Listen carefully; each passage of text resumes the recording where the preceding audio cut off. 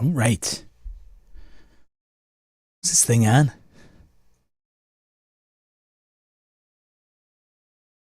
Oh, there is a delay, isn't there? Everything seems to be going A-okay. Chris, again. What is going on? First one. Should give out prizes for the first one to chime in. Good morning. Good afternoon. Good evening. I'm Sean from How to RPG, formerly of Gaming MBS and GM Mastermind. I get up every Saturday and stream, talk about things going on in the tabletop RPG hobby, accompanied by my number one guest in the world, the chat. No stutter. Nope.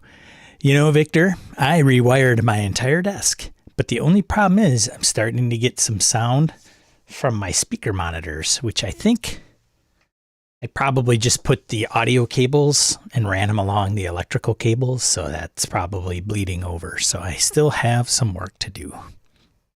Yeah, good times. Good times. How is everybody doing? I hope you had a good week. Hope you gamed. So what was the last game you played? Right now, as it stands, the last game you played. That could have been yesterday, the day before. Michael Holland, see ya. Last game you played. Last tabletop RPG game. Okay, last tabletop RPG. OSE, Victor says. OSE Essentials, OSE Advanced. Just kidding. OSE. Last tabletop RPG. 7th C 2nd edition. 7th C. Sweet. Played or run, by the way. It doesn't matter. Either one. Because if you're a game master and you're running that game, you're playing. You're a player. What's up, player?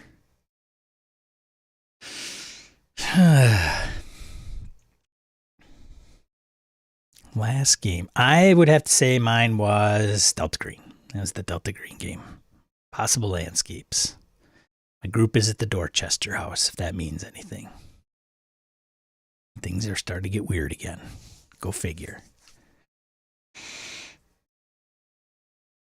Played some 5e.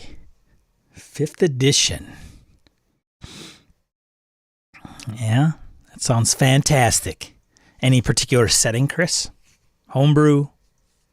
Pre-published? Hey-o, pre-published, haha. Any particular published setting?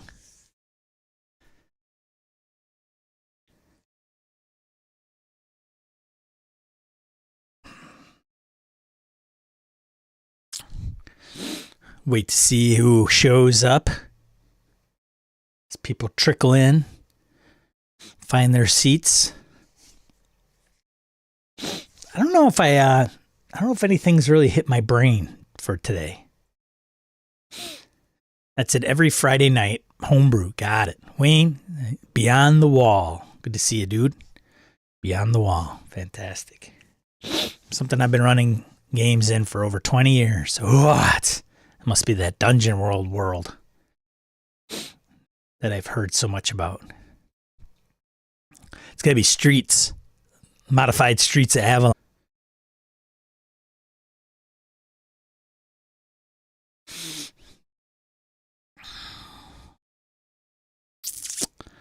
Yeah, nothing standing out for the last week that I have like something itching.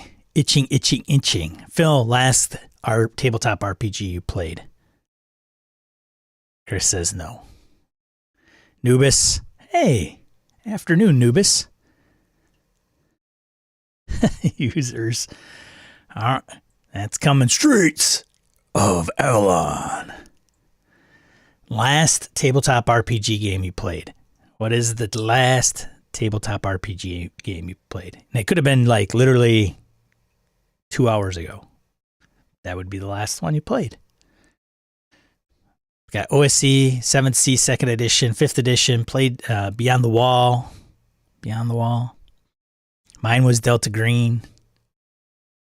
Phil, you got to chime in. Nubis.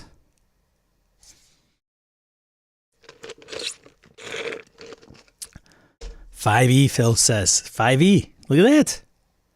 A group of non-5e devotees are still playing 5e. Chris is a longtime 5e though fan, I would say, right? Like I don't think Chris has ever strayed too far from 5e. Orcus Dorcus RPG shenanigans. Good morning. Last tabletop RPG you played. That is the question du jour.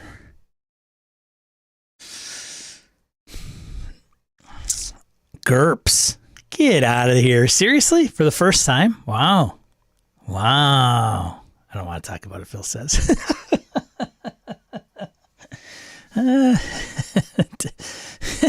Did it not go well, Phil? Scheduling hell keeps you from wrapping up our Hot Springs Island campaign. How long have you been running that, Nubis? How long have you been running Hot Springs Island? And what are you using? Because I know Hot Springs Island's kind of system agnostic, so. Chris says, yes, you have played a lot of D&D. Orcus Dorcus GURPS. So GURPS is everything. So what specific, like tech level or what's the premise of the game? Brett, World of Darkness. World of Darkness. Gotcha. All right. Sweetness. Jason as a GM ran Pirate Berg at BSRCon 2. Played Gamma World before that. Nice. Strategicon. Oh, it's a con game. Very well. Very well. A lot of gaming this week. Chris, Cortex, Spelljammer, Homebrew, D&D. Chris is just crushing RPGs. He's eating them up. Sitting at the table, give me more, give me more. Munch, munch, munch. Phil says it went well, just, 5e. Zombie Apocalypse Modern Times GURPS. Oh, that's fantastic. 18 months will be 33 sessions when we finish. 2 left. I don't know if you guys saw Brett slid into the chat. Welcome, Brett. First timer, Brett. I think he was on last time we recorded. Running it with the unknown 5EBX OSR system. Can you even put those terms in the same sentence, Nubis? Is that allowed? 5E/BX OSR? Boy, you're just trying to crush everybody's dreams in that statement. Brett says, my kids each ran D&D campaigns at the house this week, if that counts. Look at that. Brett learning how to chat. It's no surprise Brett's here today, ladies and gentlemen. No surprise. Not to me, anyway. We'll give it a few minutes for everybody to get their morning coffee or water or tea or beer or whiskey or whatever you want to drink. Got my water. I promised donuts. Yeah, I went and got donuts this morning. I think I mentioned on stream before. There was an old. It's literally a block away from my mother's house, actually, and it's an old place called Zippy Lube, and it's an oil change place. And the place had been vacant for, I'm telling you, like 15 years. It's been nothing, like just a shell of an oil change place. As a matter of fact, and in the evening, it's like literally a parking lot for the bar next door, a dive bar next door. And some people bought it and turned it into a donut shop. They serve donuts, chicken, and then like coffee. That's it. And they're closed like Tuesday, Wednesdays, which I think is quite un-American. But you can go in there and get donuts. The fresh ones are like cinnamon sugar. They're like, you get them warm. They warm them up. So I would have got you donuts, Brett. But,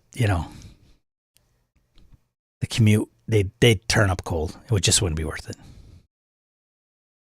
It's weird, but works pretty well, honestly, Nubis says to the 5EBX OSR system. We're going to have more people trickle in or not. I don't know. Oh, you know what? Harrigan probably won't. Digital Hobbit. He's usually not here in the mornings on Saturdays. He probably won't. They're all at Genghis Khan out in Colorado.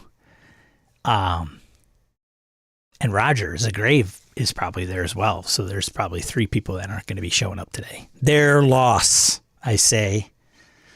Their loss. We're going to play this week Cold Shadows, but apparently one of our players is going to be out. So we may, Phil's throwing Cyberg around. So maybe I get to play Cyberg for the first time. We'll see.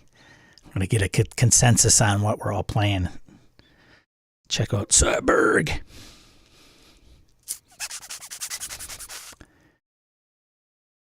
Tried to get my oldest son in Colorado to go to that. Don't think he went, though. That's right. Brett's got his oldest stationed out there and in the Air Force, the Force of Air. How long is he in now? Has he been in for 2 years now, Brett? Is he a 4-year enlistee guy? He's out? Has it been that long? Holy shit. Was he a 4-year enlistee and saw it all the way through? He just decided to stay out there, huh? Oh, he did 5. Holy shit, man. Wow, has that time gone by? Man. Yeah, Colorado. Yeah, I suppose. Yeah, man, for sure. I just picture like me leaning up against a tree, sitting down, leaning up my back against the tree, and it's a time-lapse video, and I don't move. It's just like dark, light, clouds, rain, sun, snow. And then 20 years are gone by. All right, it's almost 1:15. We'll probably have some more people trickle in. We'll see. Let me do something quick as you guys sit there. I think everybody's chimed in as far as who's played what's the last game that they played.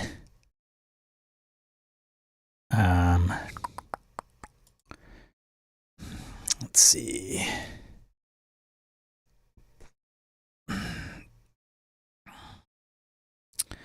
Do do do do do do do do do do do do do do.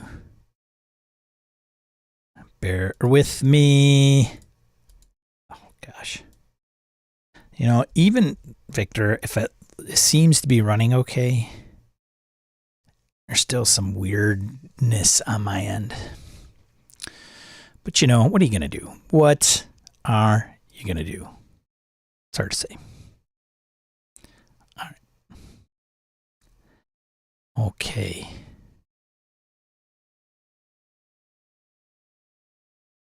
All right. That is why. That is strange.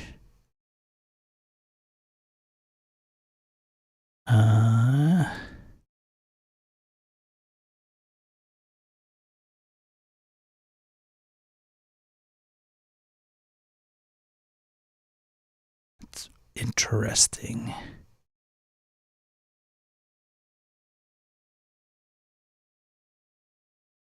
See how this goes. Oh, okay. I think I know what's going on. All right. Let's get this show on the road, shall we? I'm going to put on my headphones.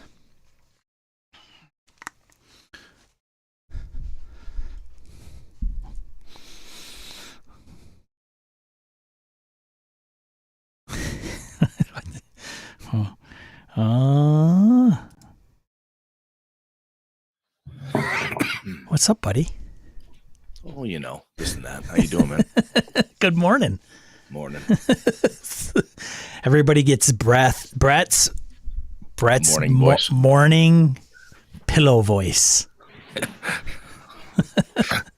usually starts with, I do not want to go to work. But it's Saturday, so it's all good. Was up late last night hanging out with my son, AJ, and because he's running a D&D game today for some friends. He wanted to run some ideas past me about, because a higher level, he wanted to run a big 15th level game. Ooh. So he's running some ideas by me, what he wanted to do. And So we're up late and I come to bed and Susan's like, "What are you setting your alarm for?" I'm like, "I gotta get up and talk to Sean in the morning." "It's Saturday. Why would you do that?" I said, "This is my friend. This is shit I like. If this is work, I'd be pissed." I said, This is cool stuff. This is fun shit though. This is good. I used to get It's up. not work." I used to get up earlier on the weekends than I did for work, and now I get up around the same time. So it's not. And it's the same routine. Like before, I'd be like, okay, I let the dogs sleep in, but now my dogs are peeing and pooping in the frickin'. So I got to take them out, like just like Monday through Friday. How'd you get with snow the last couple of days? We'll do the old man talk. How's the weather? Yeah, I got over a foot. Oh yeah, nothing like that. We got like that. Well, a couple of days ago we got the ice, sleet, drizzle stuff. Like literally, Brett, that's still out there. So my dog will walk on the grass, and he'll either sink into it or he won't, and it's just slippery. Yeah. I had that at my cabin in the UP. I went up there a little bit ago. I've been up there a couple times since they got a couple big dumps. The first time I got up there, I went by myself. I'm like, oh, driveway. It's a horseshoe driveway. I'm like, okay, shouldn't be that bad. I'll put it in 4 low, bust through that. Yeah, I high centered my truck in my own driveway, like 20 feet off the road. I had to call a tow truck to pull it out. It was so, I didn't realize how packed concrete snow it was. When that snow gets wet and melts and then turns into a brick. Yes. I'm like, oh my God, my front tires are like 1.5 feet off the ground. I mean, I cleared all the snow out and I looked underneath the undercarriage of the truck. I'm like, fuck, the front end is like 1.5 feet off. Like, holy fuck, this sucked. It was the weirdest. At one point. So luckily I have a sled and snowshoes. So I drug my shit up to my cabin so I could hang out for the weekend. It was pretty cool. At one point during that front, I'd go out at night and because it started out like drizzle, prickly drizzle. Okay. And near the end of the evening, I'd go outside and it was like walking in salt. Oh. So okay. It wasn't wet. Where's that crunchy? No, it was literally like salt, man. Like if you walked into a pile of salt, it would just be, because it wasn't powder like normal, and it wasn't wet, big flakes. So it's just strange. Like it would be snow. I would sweep with a broom. Oh yeah. Okay. Well, basically it's more ice chunks than snow. Yeah. It's not fluff. It's really small, like pellets. And then walking on it was strange. But anyways, we got a dusting yesterday briefly, probably, I don't know, quarter inch, half inch. Barely coming down again here and covered my driveway again. So let's get out there. So we should probably talk about something interesting. Because everybody's like, ooh, weather, great talk. Ooh, weather, good nice. times. Thanks, yeah. guys. Our weather's like this. Your weather's like that. So dude, one of the, just as a quick aside, I mentioned this to you offline from here, but it was kind of cool. My son and my daughter, AJ and Alana, they both found up here at Wausau East, they found some new friends since we moved up. It took them a bit to find people that were as interested in RPGs as they were, because they're both pretty. AJ's of that mindset I used to be. Actually, I still am. I just can't do it anymore. Where he'll play until he can't play anymore, right? Until he starts hallucinating and has to sleep, passes out. He'll game nonstop. Ilana's got she'll go 4 or 5 hours and she's done, type of thing. But she loves to run. She'd rather run than play, and AJ will do whatever, So I started a AD&D Greyhawk game every other week with AJ. My buddy Lenny, his son Aiden and AJ are the same age. So that's fun. But AJ finally found this group of guys. I ran a couple games for them here at the house. And oh my God, this is fun. And AJ ran a few games. Oh, wow. Oh, this is awesome. Blah, blah, blah. And a couple of them quit their other campaign. That other campaign is kind of boring. We'll play with you, AJ. So he started a game. Oops. Which is fine. He's a home wrecker. He's a RPG home wrecker. Group wrecker. Right. Yeah. But they've started now every Monday. And he's happy as a clam. He's just so pleased because oh my God, these guys want to play just like I do. And I'm like, yeah, dude. I said, it takes a long time to find. I said, now that D&D is more, or not just D&D, but gaming in general is more acceptable, perhaps, right? Then in high school, we've talked about this many times. asking out loud, does anybody want to play? You might get a fistful of people. Back in the old days, you might get one person who sheepishly raised their hand, type of thing. And anyway, Alana went through a couple different games with some friends, and the one crew she tried to play with, she's like, I don't think they're into it like me, and I don't know. And I'm like, hey, that's okay. You've got other friends. Shop it around. So she ran for 3 of her friends yesterday, and I heard them downstairs just hollering, laughing, and having so much fun. I'm like, this is fucking awesome.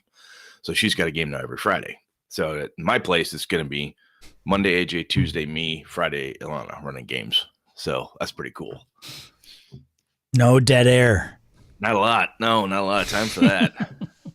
What have you been running, man? Anything cool, interesting? Delta Green Impossible Landscapes continues. Does it? Yeah, that's three players as it stands now. Stuff's getting weird. So I'm going to ask you this. You don't have to be honest. Yeah. Is it continuing because you've just got so much momentum you can't quit, or are you enjoying it? You know what I'm saying? Are you having a good time with it? Is it rolling? Or you? Yeah, it is. It ebbs and flows. I think I give these guys have mentioned how I give them too much of a leash. I mean, I've ran other guys even with, 2 session and end up going to 4 session. I think there's one of the things I'm nervous about where they currently are is, and I mentioned this to them, is just having them walk around and get frustrated, because it can be a frustrating scenario. The thing about that kind of game is it's a scenario. There's stuff happening, but it's also sandboxy. Right? You feel like you're on a mission with Delta Green. You feel like you've got a thing you should be doing, and then if you bite the wrong thing, you're like, and you're out in Connecticut. Why the fuck are you in Connecticut? We started in Florida. Why are you in Connecticut? And you just, shit, I thought I was following the right trail. It can happen. It's interesting there. So I think a majority of the players, I think 2 of them at least, have the scenario and they haven't read it, and they're interested in the debrief at the end, like the wrap up and see and read it. Like, I'm interested to have them experience it and then go and read the scenario and go, oh, okay. And then, Sean fucked that up. Yeah, I'm sure I'm going to get like, you should have totally done that, or, that wasn't right, or whatever. And,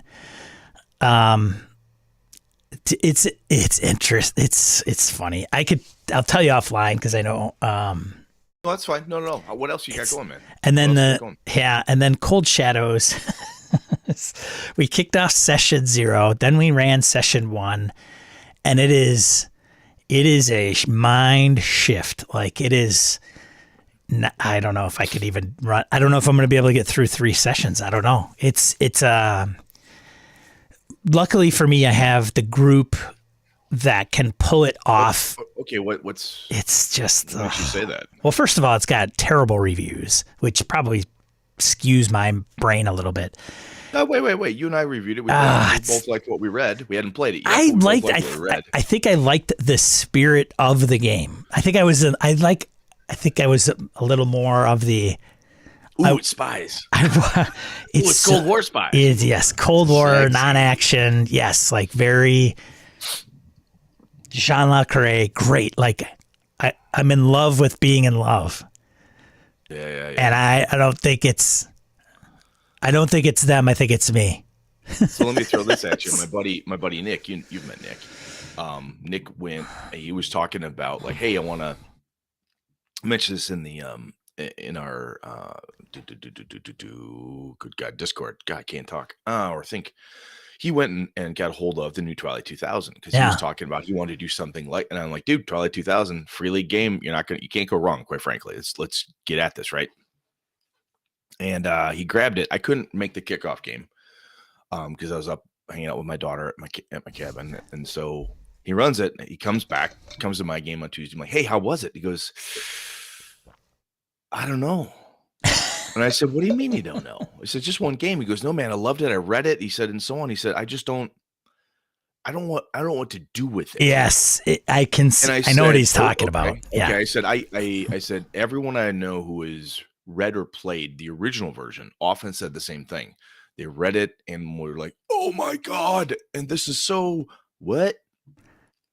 I also told him that I actually, when I first read, I tried to pitch vampire games to people back in the old days when Vampire first came out. They're like, "Well, what do you do?"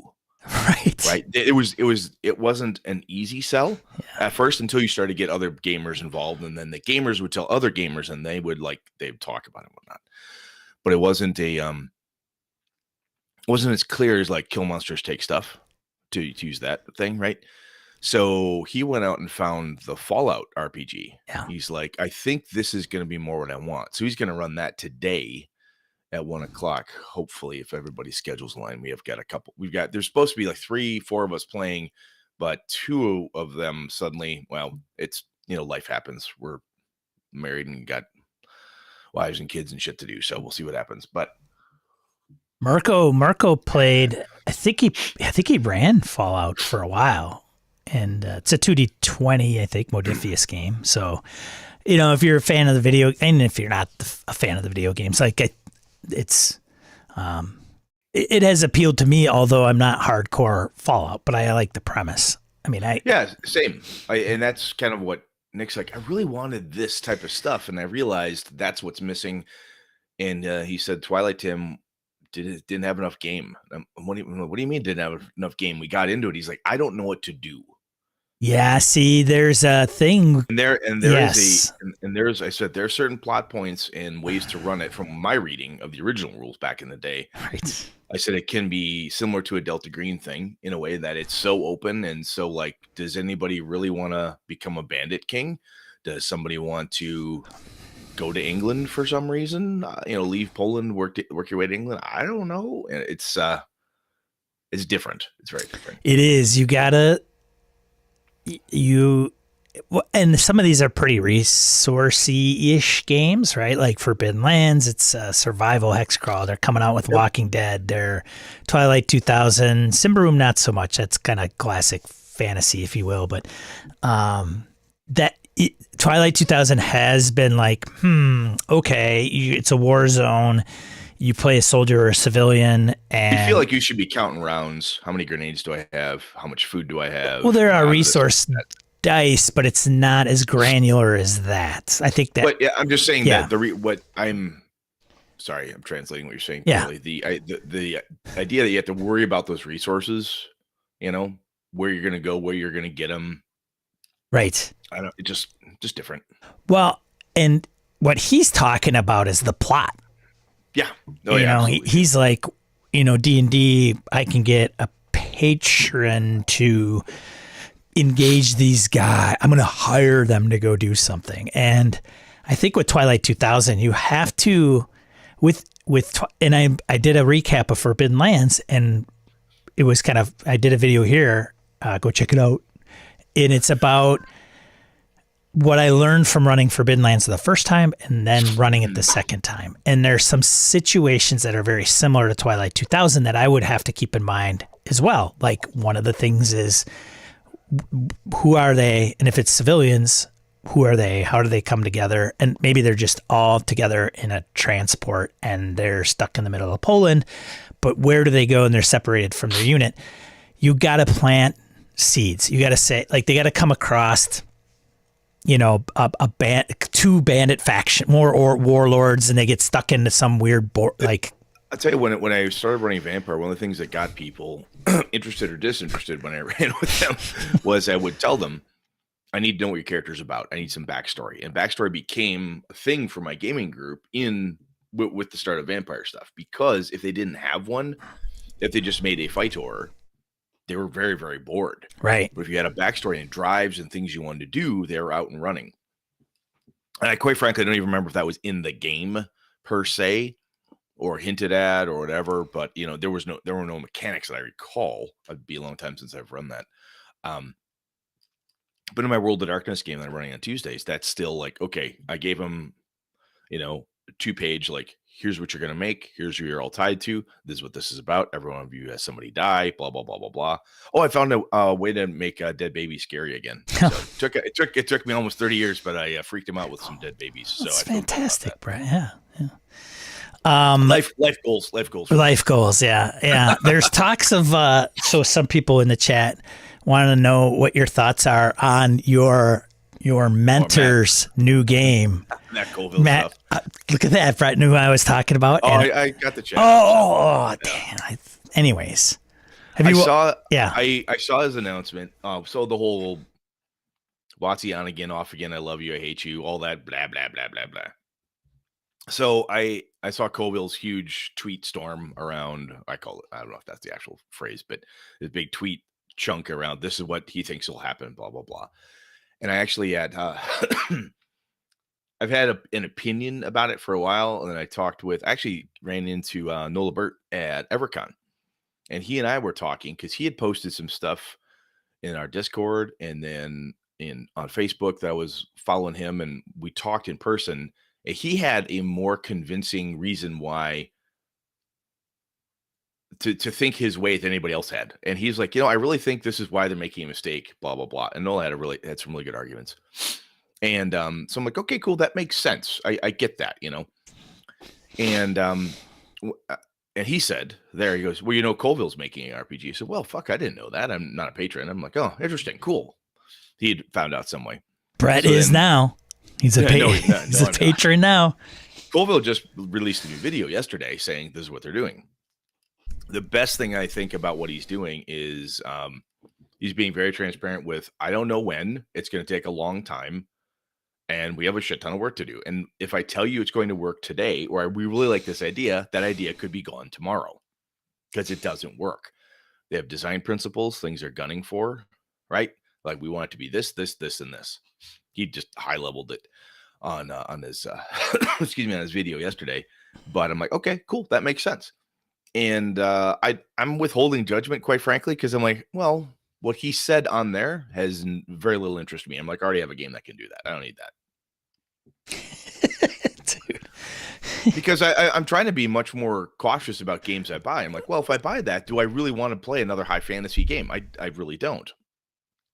Well, for sure. I get it. I have other games. And he was very, very blunt. I'm like, this is high fantasy.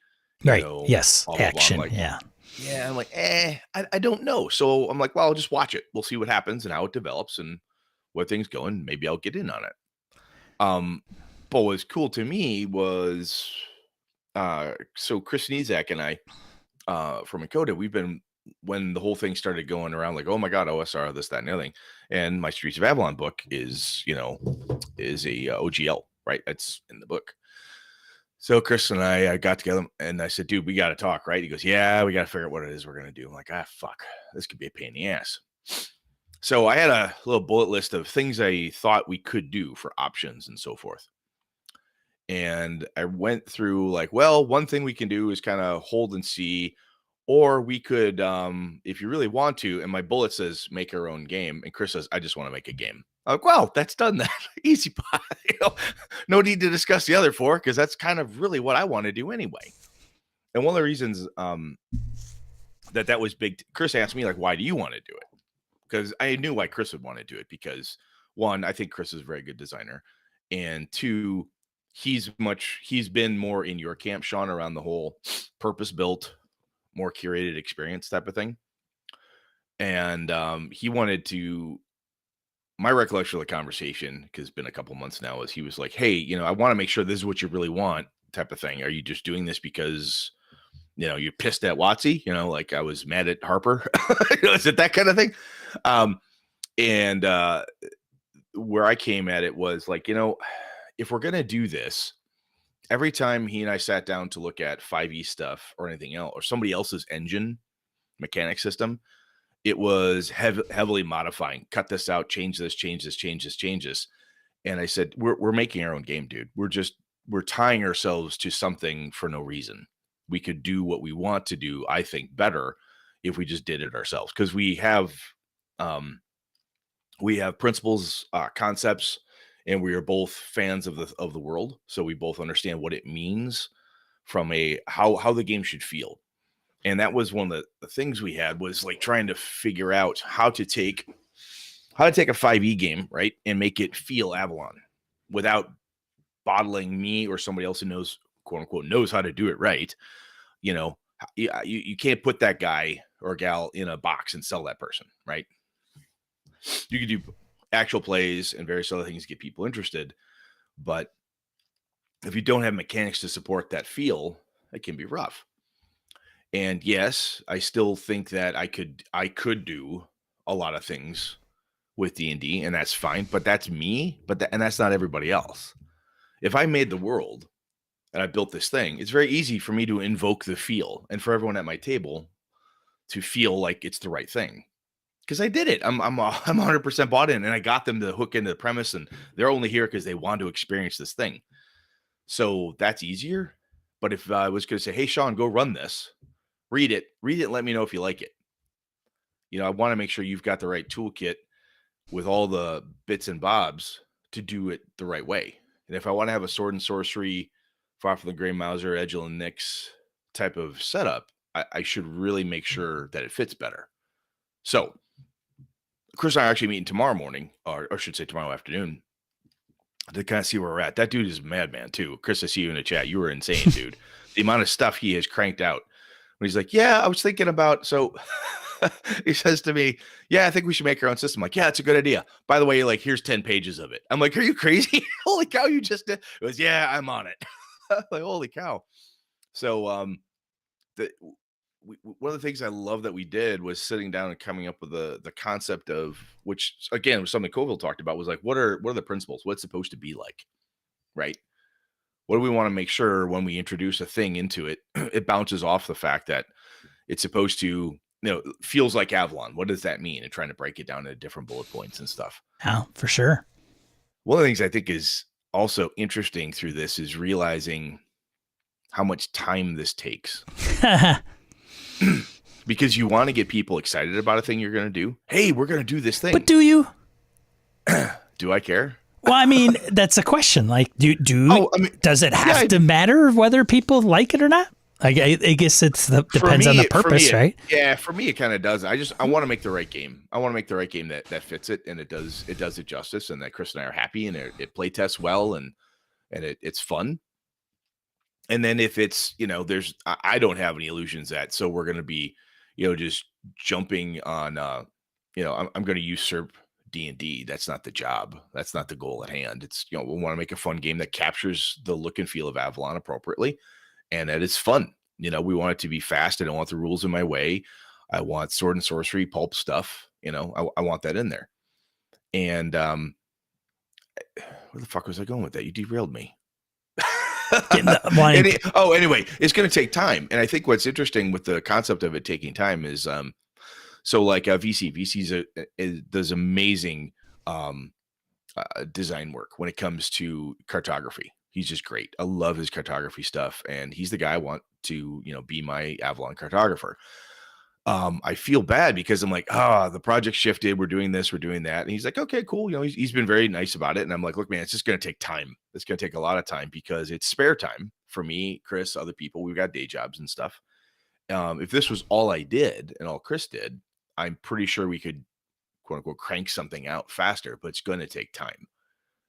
And it's one of those pieces where it's funny, like, to hear Colville like, hey, we're doing a thing, just so you all know. I wonder, like, was that good of him to say, to bring it up insofar as like how much pressure are they going to be under to produce and because you want to get people to understand it, but I don't know if people really know how long it took or takes a quote unquote good game to get done. I think, what I'm saying? Did Free League tell people, hey, by the way, we're developing this system, and then update you every week on how it's going? I don't know. It's gonna be interesting. Well, by him doing the behind the scenes, you subscribe to his Patreon so he can earn money at the same time that he's doing the work, and then they could do the Kickstarter. Like he's I wouldn't say double dipping, but he has a particular model, and I don't think it's a bad one. I think that's kind of what Patreon's supposed to be. Like, you're going to create something, and you support the creator by them creating, which is it's a different model for him. But one thing that is going to be, that's already starting to drive me nuts, and I know a lot of people have mentioned, like the Black Flag project for Cobalt Press. You've got, which is probably going to be. That's that OS. That's that. It's going to be new SRD. It's going to be 5th edition. Like, they're yeah. you know, hey, it's 5.5, right? Like maybe, I don't know, I could be wrong, but it just Wizards, you know, here's the problem I have with where I think the hobby is going to end up is it's going to splinter even further. So you got Matt, who's not now going to support 5th edition by all his books because he's going to make his own game, and then he's going to support his own game with those supplements. I mean, case in point, you are, as I get a cramp in my foot, you are going to revamp your original setting that was originally for 5e and say, well, nope, you know, I'm not going to do. So let me correct you slightly. Is that I originally wrote it for GURPS. Did you really? Yeah, it was originally for a GURPS world, and then I changed it into release it for GURPS. Release it for GURPS. And then I did it for D&D 3, and then I've run it in Osric and a number of different, you know, Pathfinder have done that, which are all very similar. I think for me, one of the other pieces that Chris and I talked about was I'm like, you know, just to go back to the whole OGL thing, I don't want to worry about it.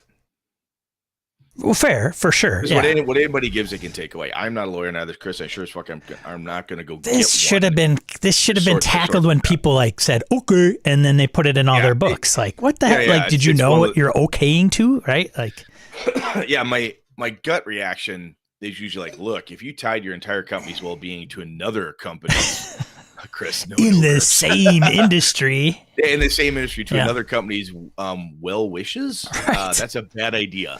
Now, there's more to it than that, but I'm like, oh my god, I don't know of Energizer doesn't allow Duracell to use their technology because we're because we're all in the same hobby. Right. Now, granted, the weird thing about the RPG world is that it's very different, and I still firmly believe that when the OGL lawyers or whoever at WotC got a hold of it, they probably looked around. I work with lawyers on contracts and stuff for my day job. And they, like everybody else, we cannibalize living shit out of other documents that are out there. Ask Alex Kammer. I mean, they reference other legal precedent to help get their point across, right? in arguments. So I'm positive what they did was they went out and they grabbed a game, as in a computer game application language, because when I looked at when I looked at it, I'm like, this reminds me a lot of application licensing that I buy for like VMware and other stuff. I'm like, this has a hint of that in it. It might be just because those are my lenses, being an IT guy. But I'm like, okay, that makes sense. The people at WotC like, well, we need to update this. We need to try this. What do we reference? There is nothing else.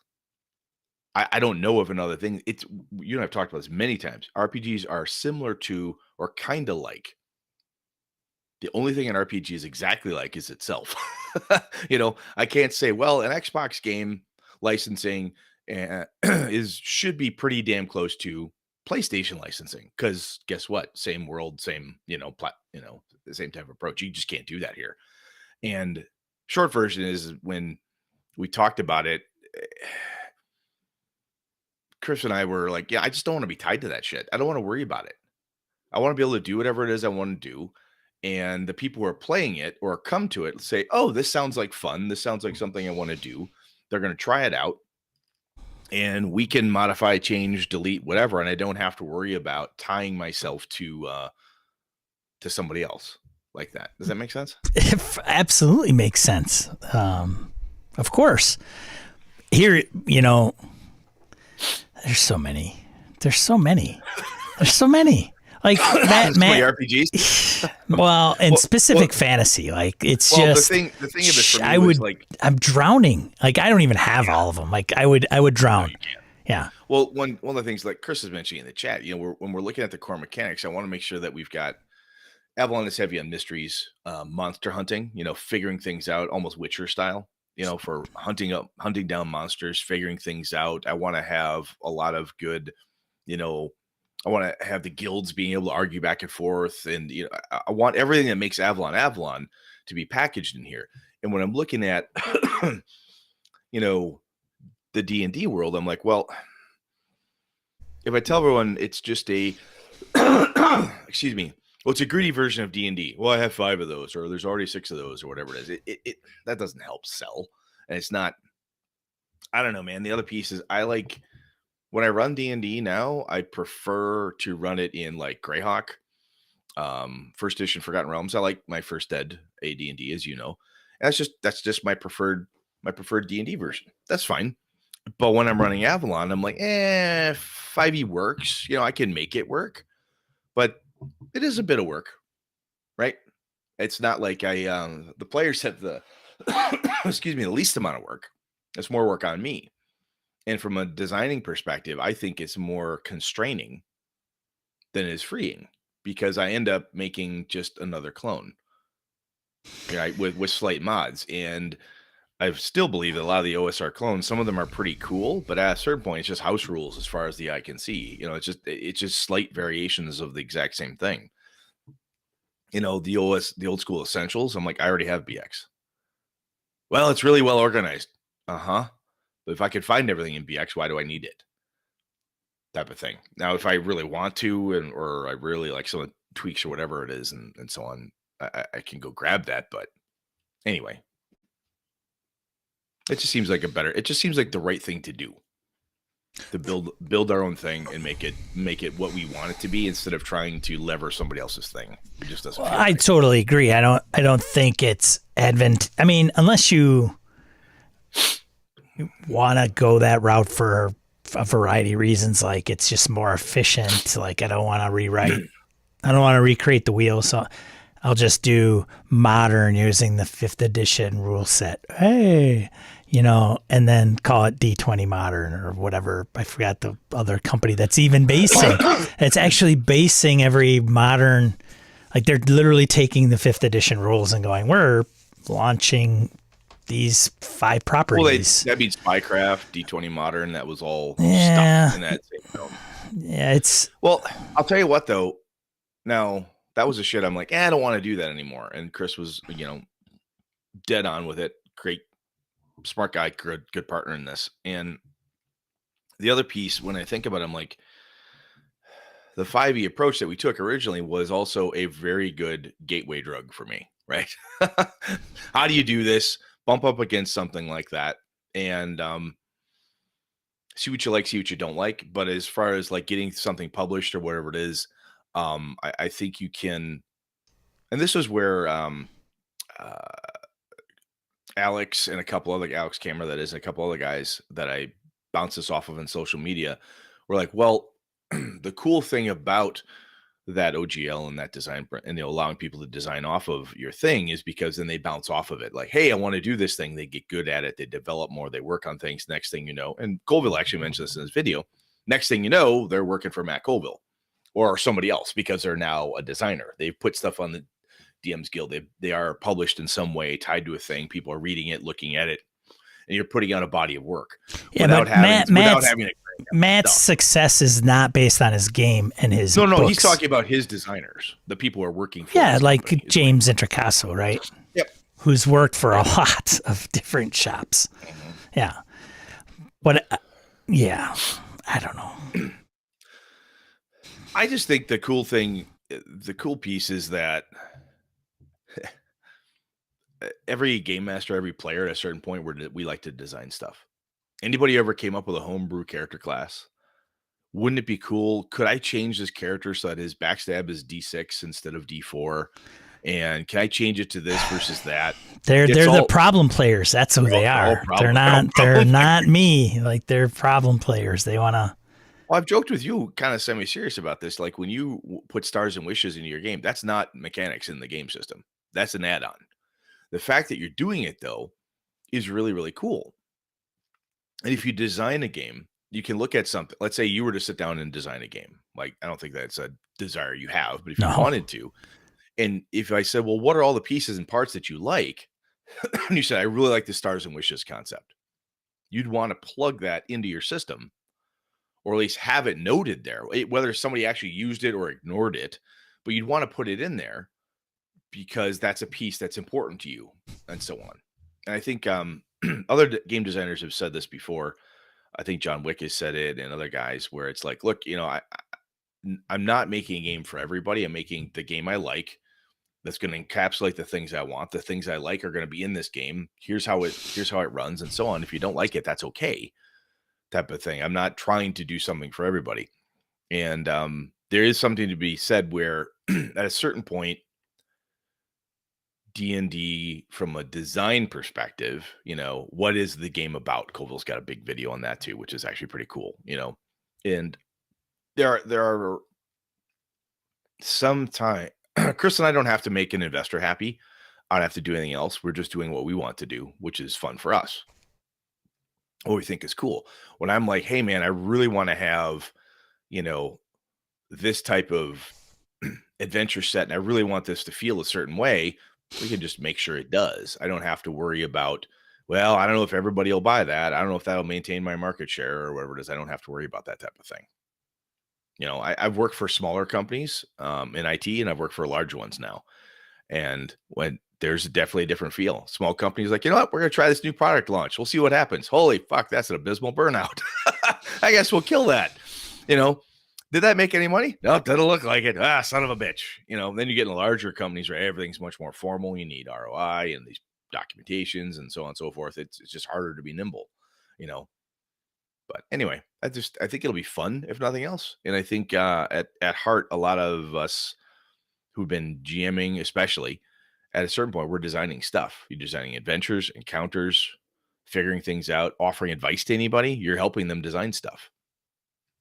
And there's no way any game's going to capture all of it, but anyway, I think it'll be fun. It's going to take a long time.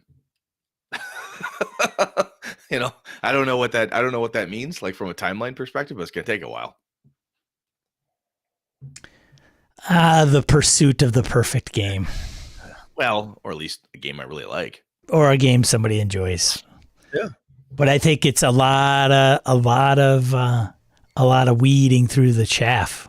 Are we weeding through the chaff? Sorting through the chaff? I don't know. Separating the wheat from the chaff. Thank you. Thanks, Brad. There we go. Separating. Yeah. Separating. It's just, like it's so, it's too daunting, too creative. Every weekend I go through this stuff. There's tons of Kickstarters. That's not slowing down. They say the most recent month of Kickstarters is the highest it's ever been. So are you trying to subscribe to there's too many RPGs, stop it? I don't know if there's too many RPGs, stop it, as much as like, how do you even determine whether, it's one, it's worth it. Two, it's good. Three, it suits your needs. And how many bands are there? Here's how many bands are there? Yeah, pick a genre of music. Yeah, how many metal bands are there? It's literally thousands. But I think there's thousands.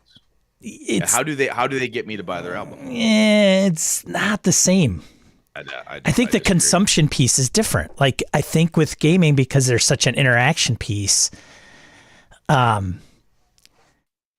such a look. Here's the thing: a lot of the fifth edition diehards, one of their arguments is they don't want to learn another game, and everybody goes and throws up their hands that wants them to try their game, or their independent game, or a different knockoff or whatever it is, to say, look, my game does that. Why don't you do this? And then there's the fifth edition folks that say, well, I don't want to learn that. But they'll tweak their fifth edition game to make it what they want it to be, even though this one does exactly that.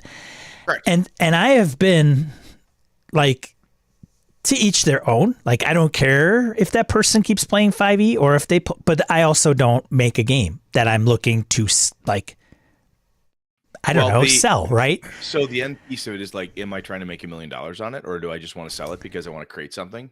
Right. That because I feel like creating, and yes. I have an opportunity to do it, and I can put it out there. And what happens if it falls flat and nobody ever plays it? I don't care. And that's okay if that's your expectation and that's what you're doing. And I think the hobby is full of that. And there is nothing. Yeah, yes. And there's nothing wrong with it. I'm not saying there's anything wrong with it. But what I'm saying is that for me personally, I haven't played. When's the last? It's hard to get you excited about something new. I'm trying to think of the last time I played a fantasy game. I mean, it's been Symbaroum and BSRCon as a one shot, but anything more lengthy.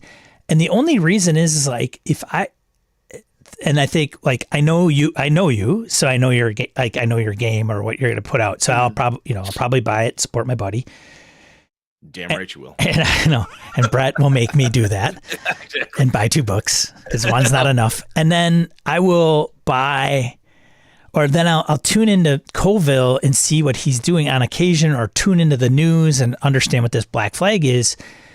But to me, it's like if you sat down and said, like, if there are people that say, you know what, Colville puts it out, I'm going to buy it.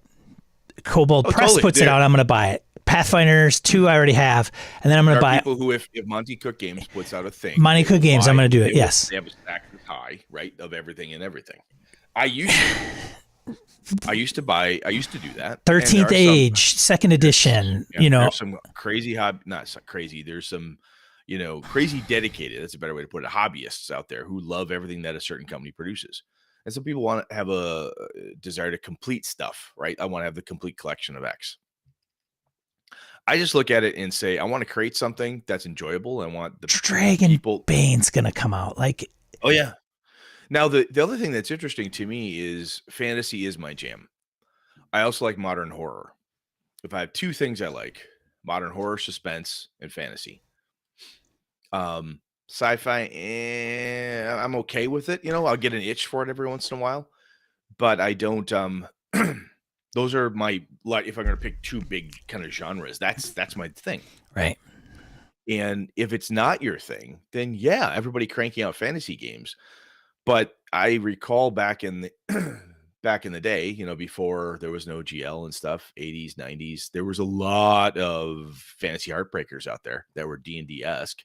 People tried all sorts of different things to compete with, or they had a really good idea. There was no way to make or publish your clone, so you did your own thing, right? There was a lot of that stuff out there. Some of them, sailed and failed, and some tripped on for a little bit and then fell apart. There's a ton of different games out there that are no longer published, right? That was somebody's passion project. They tried it and it didn't work. Or when I say didn't work, it's not like constantly going. You know what I'm saying? It's not like still being published and so on. The other piece with it too, when you talk about the 5e diehards and so on and so forth, at some point there's one D&D, whatever the new version, 6th ed, whatever you want to call it's coming. My son AJ and my daughter were super pissed. They're like, God damn it, blah, blah, blah, blah, blah. And I said, you know what? I'll meet you downstairs. We'll have a beer and you can tell me all about how someone ruined your game. Well, Brett, you got to educate him and say, this is the deal. This is how this works. And guess what? In another 5 or 6 or 10 years, it's going to happen again. Exactly. So we talked about that. And I told them both, I said, so do you really love 5e? Yes, that's the game I grew up with. I really, really like this. I really love running it and everything about it. I said, well, if you want to be smart, birthdays and Christmas are coming. Find every book in it you want and make sure it's on your list. Save all your money and buy them. I said, because they can't take this guy from you. Once you own it, it's yours. You've got it. You can play 5e for the rest of your life as long as you have the books. I said, for my money, if you're smart, you grab a couple extra players' handbooks because somebody's going to show up at your game and not have one. I got lucky where before it became fashionable to collect stuff, I have multiple copies. I think I have like 4 or 5 first edition players' handbooks. So when somebody says, hey, what's that spell list and Unearthed? I have like I think I have 4 different Unearthed Arcanas. I'm like, here, I've got a play copy. It's falling apart. Don't care. Bring it to the game, throw it on the table. Anybody uses it. But this is just stuff but if you want to run something that's dead, a dead game, buy it, keep it, get a PDF of it, do whatever it is you got to do. And I said, then you have the game. I said, you don't ever have to get a new one. Just because they upgraded the game doesn't mean you have to.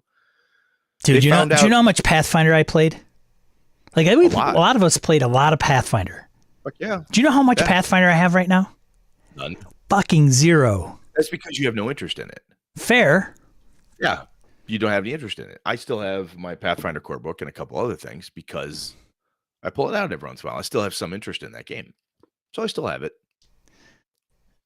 But I also, I've told you before, I cleaned out a shit ton of stuff. I'm like, why do I have this? I'm not going to play it. Get it out of here. But going back to the D&D 5th edition guys and gals that have that argument, sometimes now I'm like, you know what?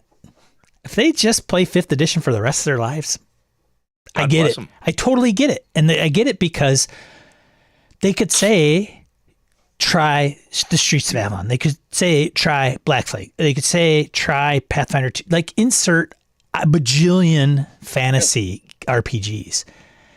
And even if there was an advocate for the particular game and the style in which it facilitates or the tone of which it conveys, I get why people would say, dude, why would I play that one? Why not this one or this one or that one or this one or that one? Get yourself a chandelier. It's like so I think there's a couple things when it comes. I'm wondering if you have a point. Well, so right now you say you don't like. I can't tell if you are like saying there's too many games. There's too many games, not enough games. People should stop making games. I don't know what you're saying. I applaud people that want to create something like that. That's their jam. Like, I want to create something, right? I'm Brett. I got the Streets of Avalon. It's been in my brain for a long time. I put it out for GURPS and I've done it for this. And I want, I'm going to do its own game and I'm going to pair up with Encoded and Chris is going to help me and it's going to be fantastic. And if nobody buys it, I'm okay with it. Correct. Fine. Great. And if Brett runs into that person that's on the fence and you say, hey, I got this cool game if you want to give it a shot. And they go, okay. And then you pedal it and it works. Great.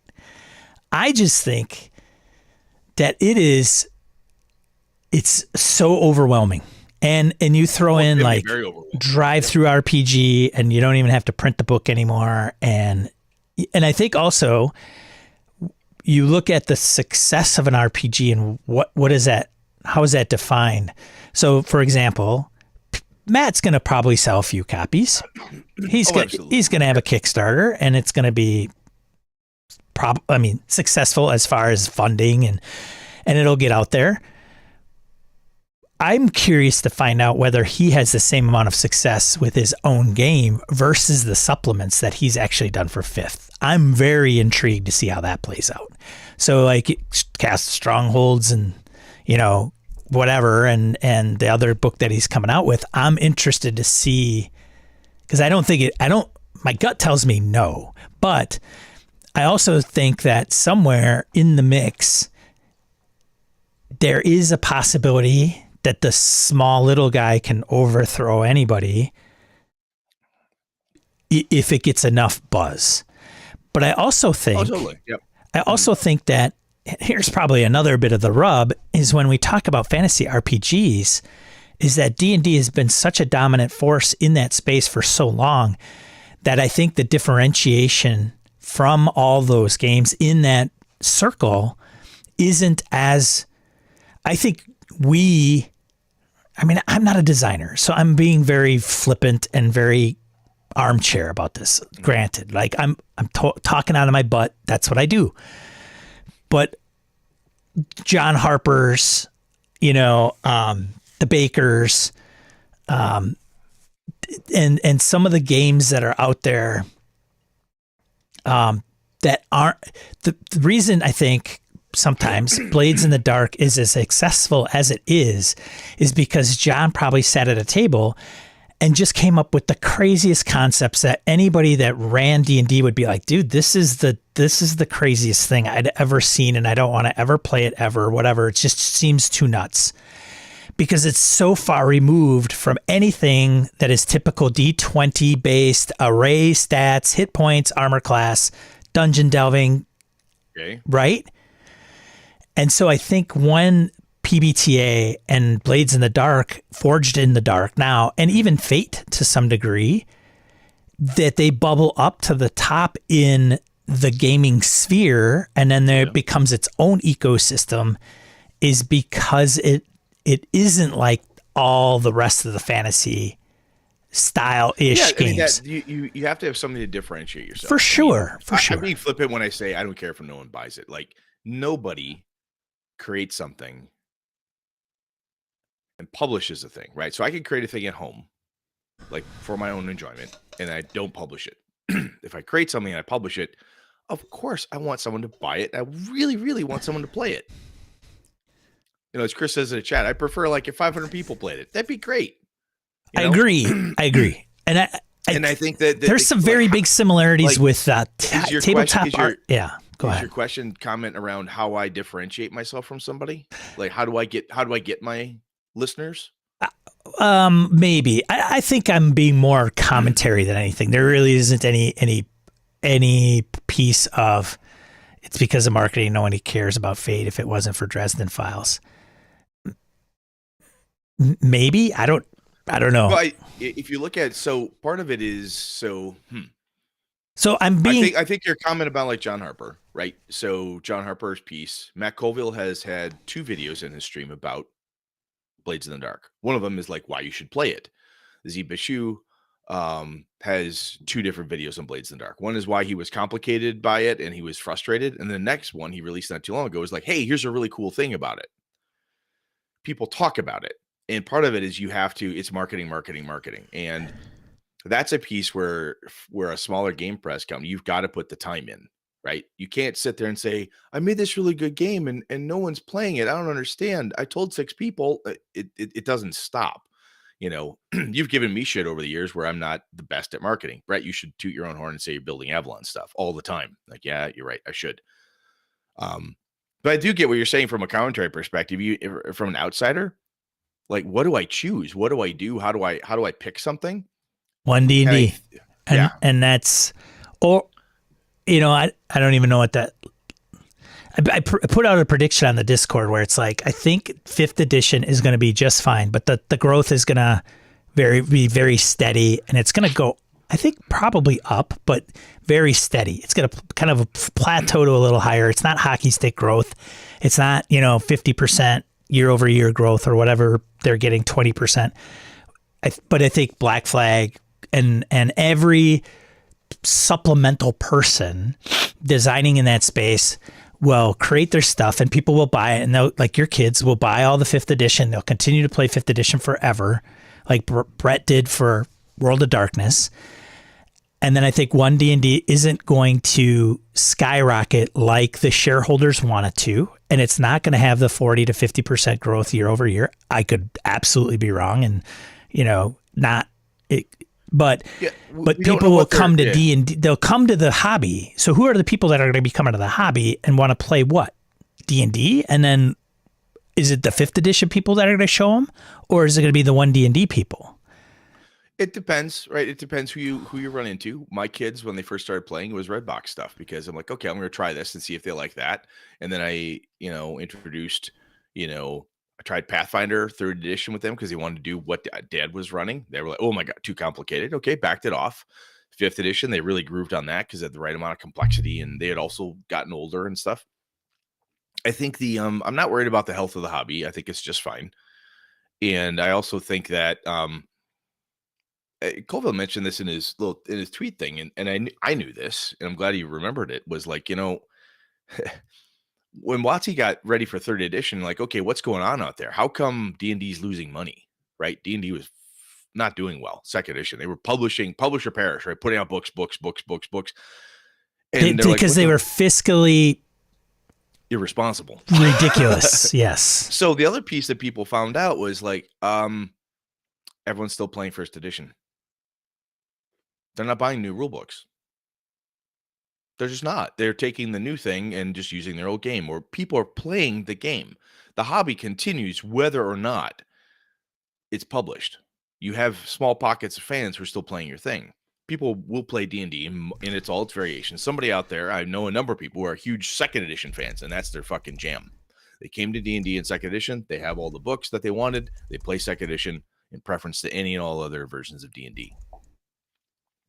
I've found that for the people who then want to play something different, my experience is the people who go away from D&D want to play a totally different game, right?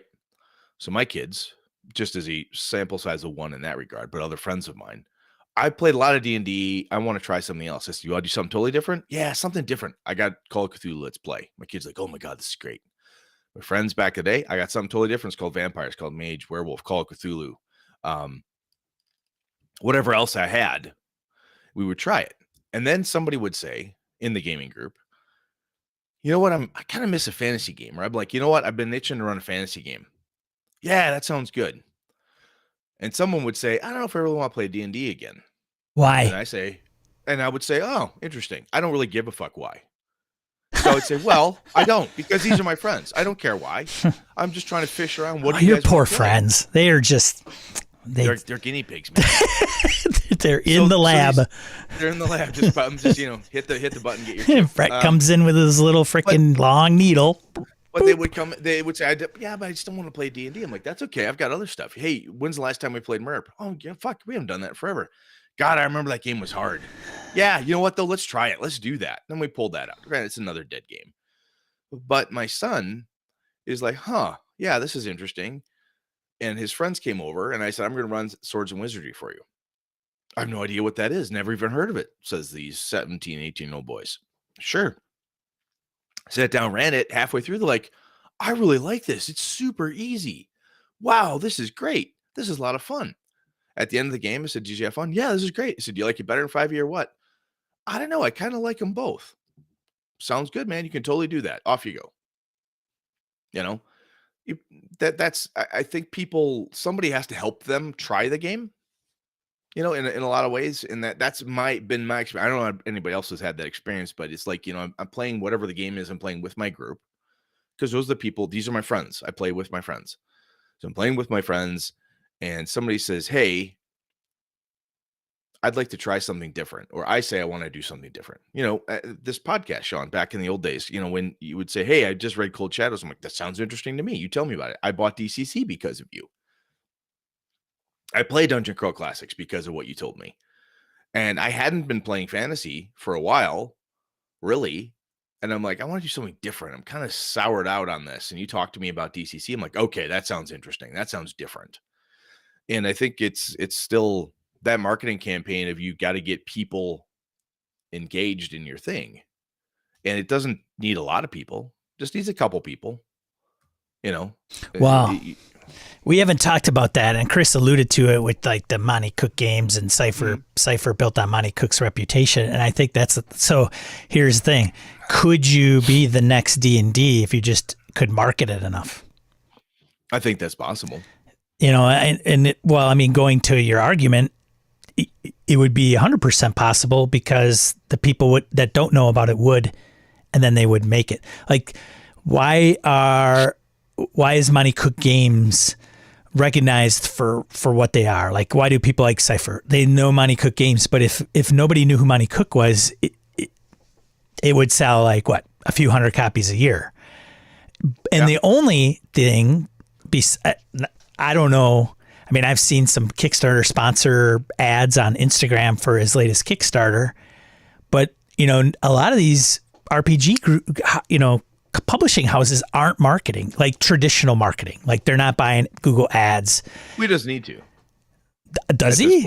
Well, I don't think he needs to at this point. I mean, I guess if you're like, we do X amount of volume per year and that's okay with us and we employ, you know, our 6 people or 6 to 10 people and we're good with that and that's life, then fantastic. But I also don't know if the growth is still going to be the same. So the other thing on that, what you're talking about from a marketing, we've gone way the fuck all over the place here. But anyway, if you're talking about marketing, why would you buy a Google ad for an RPG? That seems dumb. Why wouldn't you just go to the local gaming convention, set up a booth and say, hey, I'm Monty Cook Games. Everyone walks through the vendor hall. Well, start talking. Yes, I'm being facetious, but Google ads is cheap. Can be. I know. Yeah. But where I'm getting at is where do you sell your game? Well, I think actual play is probably part of it. Reviews, like podcasts, reviews, and cons. Yeah. More and more people go to gaming conventions. And when you show up at a gaming convention, this is you and I have touted this for like 7+ years, right? Go to gaming con just to see what's out there, if nothing else. Buy a day pass, walk around and see who's playing what, right? Just to get an idea of what's happening. If you don't know what Adventurers League is about, you've heard about it, you're kind of quasi interested, you go to a local con that has it and just check out that section of the hall and see how it goes. you go to YouTube and start looking around like, hey, fantasy RPG, blah, blah, blah, or alternate whatever's. And you look at that stuff, podcasts, people talking about things. That's where the money is. And I think that's where the marketing perspective is. So if I were to come in and tell you if I texted you and said, hey, yeah, I'm gonna make my own RPG, you'd be like, oh, that's cool. And I'm not on the mic right now talking to anybody who I know, who I care about, right? To tell them this stuff out loud, that's dumb. This is an opportunity, clearly, where I can tell people, hey, I'm making a thing with Encoded Designs. Chris and I, my buddy, we're gonna crank out a game. I'm gonna be really, really proud of it. I think it's gonna do a great job of doing justice to the setting. You've got to go and do those pieces and parts. I think that's where it's at. And that's where I also think the more involved you get in the hobby, you start talking to the people who are the influencers, Matt Mercers and stuff. And yeah, they make their bones. Oh, I forgot about those guys. They're going to be doing their own too. Exactly. They make their bones on D&D, but at a certain point, they're like, I'm a creative powerhouse now. I can go do my own thing. So my point is that my point is with like Matt, like Mercer, Coville, Black Flag, like some of those places are probably going to have a successful game. And I don't even know if it's going to be like, I don't know how you define whether it's good or not, but they're going to probably be successful only because they're successful, not from the game. Like the game didn't make them successful. They became successful. Like Matt was all in on 5e. Like, hey, I'm going to teach you how to play 5th edition or Dungeons and Dragons, and I'm going to talk about you ad nauseum, and I'm going to get like 100,000 subscribers on YouTube. And then guess what? Now I have the power to launch my own supplement and do a $2 million Kickstarter, quit my day job, and now that's what I'm going to do. Do you think I could have kickstarted Avalon without Gaming BS podcast? Fuck no. Right. That's my point, though. It's like almost indicative of the ratio of the community you've already built before the game's even out there. Like Monty Cook Games. Yeah, Monty's got a reputation, which he gained through D&D. For sure, like 3.0 and having his name on the DM guide. Worked his way up. He worked his way through that process. Right. He became a guy, started his own thing, cranked out some good games that people enjoyed, that kept buying. And I may or may not be a huge fan of some of the stuff he's created, right? That doesn't mean I don't think they're not good games for the right person, right? But he's successful. He's doing fine. But it's because he had a fandom before it happened. Somebody knew him, right? Like we knew who he was. Like he'd put out Tolus, and he put out, what did he do? Iron Kingdoms?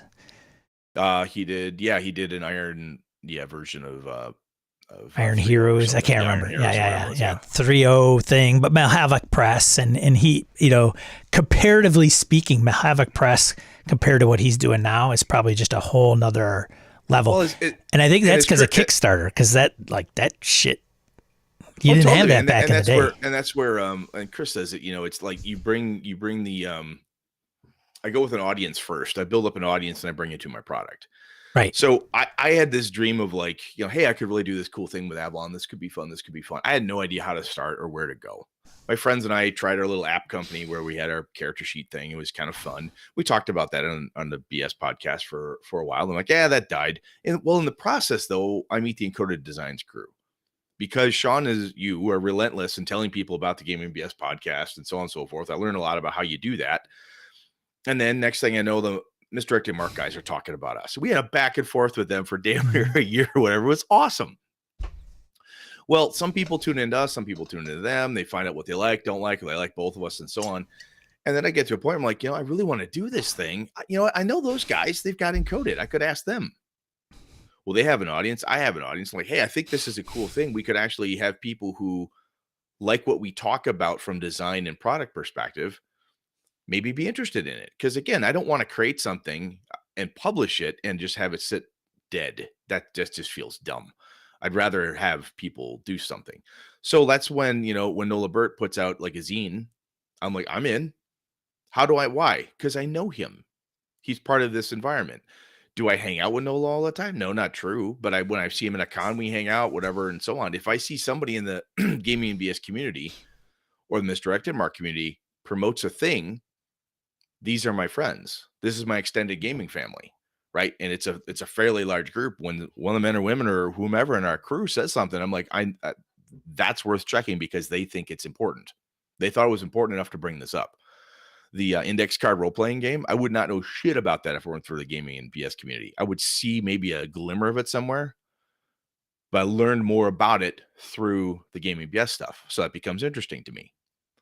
And in a good community, you start sharing that stuff. You build up your audience, right? And it's not like my whole intent wasn't just get on a podcast with Sean so I can sell stuff. That wasn't the goal. It just turned into an opportunity. Like, well, it'd be kind of stupid, not to use that opportunity. And I think that D&D still has its legacy. Like, I want to play an RPG. Well, you mean like D&D, right? It's like in certain restaurants, you want a Coke? Yeah, I'll have a Pepsi. They just, it's like, what do you mean? I want. Is that a crescent wrench? There's a brand that's called Crescent Wrench. It's an adjustable wrench, right? Is it Kleenex or facial tissue? Right? Give me the Scotch tape. It's just tape, whatever the case is. Scotch is a brand. D&D has its brand. It's big. Could they disenfranchise people with one D&D? Yeah, totally. They probably will. They've disenfranchised a bunch of us for years. Doesn't fucking matter. Because at the end of the day, Tim Kask, Brett Blazinski, a whole bunch of other folks, I'm not buying their new stuff anyway. I have no intention to. Or if I do, it'll be later on when the product is already launched and everybody likes it, blah, blah, blah. I got in a 5e late compared to you and other folks. What? You look like you're thinking, or you're tuning. I just think it's our hobby's so weird.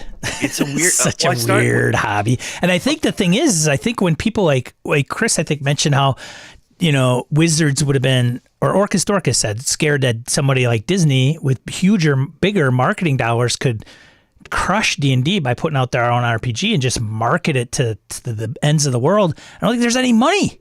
They look at it and go, where's the money? What's the what's the ROI? So let me get this straight. Hold on a second. Time out. We do an RPG. We put out a player's handbook and a guide for the handler, GM, keeper, guy, woman, person. And they buy those and then they never buy them again. And they can use them forever? Doesn't sound like a very good investment. And we use how many marketing dollars? And how many copies could we sell a year? Forever? Well, in the IT space, man, I do not go out and buy a license anymore, really, for infrastructure stuff. I buy subscription model. It's a subscription model. That's the model because that's recurring income. Yes. Back in the old days, if anybody else remembers, I used to be able to buy the Windows operating system and it was mine and I had it. Yes. You could maybe kind of sort of get a patch, maybe, but that, pre-internet, blah, blah, blah. It's just, you had a thing. This was yours. Yes. You either kept it up or didn't, or modified it, whatever. And that's not a good way to make money. The other component with D&D is it's also a brand. There's t-shirts, there's luxury items, there's miniatures, there's this. So all the ephemera that goes with it. Plus it's Harley Davidson, right? Yeah, plus movies, books, Harley Davidson's, Cthulhu. If I make a plushie, if I make a thing, somebody's got a complete room dedicated just to Cthulhu, right? Right. And that's part of it. Like, is I want to keep that stuff. I need to have all those add-ons. Is the Avalon role-playing game going to have a ton of miniatures involved? No, I don't have, I don't see that type of thing. Matt Colville he's also been in the space. He's worked on different RPGs, collectible card games, Last Unicorn Games he worked for Star Trek and all. He had stuff. He knows people. He built his way up to this point. So he has all these pieces and parts. So when he says, hey, I really want to, I like miniatures. I bet you we know somebody who can make miniatures for us. Yeah, fucking A, he does. He knows people. And how do I get to know people? Well, I started talking to you. Well, actually, you started talking to me at work. And then you lean into this thing and you end up, next thing you know all these people. And that's like, it's funny because we talk about who introduced you to RPGs. I have not met my patient zero. I don't know who was the first person who taught the guy who taught me. I don't know who that is. I never asked him. Well, that's a good point. And I don't know. So who was the first person that started the chain that led to Brett? E. Gary Jijax. Post him, right? Who bought the game, right? Who bought it? Who taught it? Whatever happened. My kids can go, my dad taught me. I can say my buddy Todd and his older brother Terry taught me. I don't know who taught them. My kids can say, my dad learned by this guy, and then it dies. I don't know what happens post that. I got a friend of mine, my buddy Zave. He started playing Rollmaster, never played D&D for a long time, not until like post high school. They played Rollmaster all the time, never played D&D because that's just the game that somebody picked up and got a hold of. It's a weird hobby. It really is. We've talked about this for years, man. It's strange, and it is its own thing. And when you try to stretch it into something else, when you try to make it a something else, like, hey, I'm going to have movies. I'm going to have this. I'm going to have this. I'm going to have this. People are interested in it. I think passingly interested in the movie. I think more people were interested in the Legend of Vox Machina on Amazon than they're interested in the D&D movie. That's just Brett's opinion, but I think that has a bigger following because guess what? There's a fuck ton of Critical Role people out there. Anyway. What? You look like you're either thinking or tuning me out again. This damn hobby. I don't know. I don't know what to think of it half the time. It's just so crazy. Do you have any interest? Let me go back to something that's not about that crap. Do you have any interest to play fantasy anymore? Like as a campaign? I mean, you're playing Forbidden Lands. You play. That's fantasy. I think it's different though. I think that's way different than a lot that's out there. I don't care. It's still fantasy, though. Yeah, that's not about the rules. You have to care because it's different. Like I'm telling you, man. If you take ICRPG, you take Symbaroum, you take 5th edition, you take Dragonbane. You don't want to play fantasy, but then you're playing fantasy. I would say it's a survival based fantasy game. Okay, so you want fantasy, but a very specific curated experience, right? Which is not wrong. I think we're not bad. I'm not sure what I want, Brett. And I say that because so glad I'm not married. If I took trying to go to dinner would be hell. If I is it the setting? Is it the is it the setting? Is it the rules? Is it the tone? Is it the feel? Is it the mechanics? Like all that goofiness plays a part, and there's so many. Like, oh no, Sean. Oh, how did you this find initiative system is different. We just go around the table. Oh, how great. The hell did you find Forbidden Lands? I think somebody mentioned it and I blew it off like many other things that is mentioned. And then I think I picked, somebody mentioned, I don't even remember. I remember distinctly seeing it, blowing it off, and then picking it up. And then I think I was in the bookstore. It might have been FLGS, and I think it might have been Noble Knight, whatever. And I picked it up and read it. And at the time, I was interested in old school-ish type of approaches versus what kind of the 5th edition experience presented. Because I was kind of like trying to break out of a little of a mold I probably had been in for a little while. And I was reading it and I'm like, okay, but here's the thing. When I read it, I didn't do like 5 YouTube videos and go, oh, this is the thing I want. Or, oh, that makes sense. So I read the back of the box and I thought, oh, there's this it's kind of got this spirit about exploration and it's rogues and raiders and you're not like, there were certain pieces of it that intrigued me. And then I got it and then I opened it up and then it became more, much like any RPG, especially like a box set or a book that you read on the back. Because sometimes reading the back of the book, it's like, oh, okay. But then you sink into it and you go, oh, the Streets of Avalon RPG. Here's the back of the book that Brett and Chris came up with. And then I crack it open and I go, oh, there's like this thing that allows like a X and Y. Yeah, so the reason I asked you that is to go back to the other piece just for a bit, is that what's the other thing that's interesting about trying to market or sell an RPG is that there is no target audience other than gamers. So, for instance, my father will complain, why don't they make phones that do this? Why do they keep changing this? Why do they do that? I'm like, Dad, because you're 74 and nobody gives a darn. Sorry, Matthew, I'm trying to be nice. No one gives a darn. I don't know if Matthew knows gaming at BS. That's okay. But no one gives a crap what it is you have to say. because you're not their target audience. They're targeting a different generation of people. When you market something like an RPG, which is for everybody,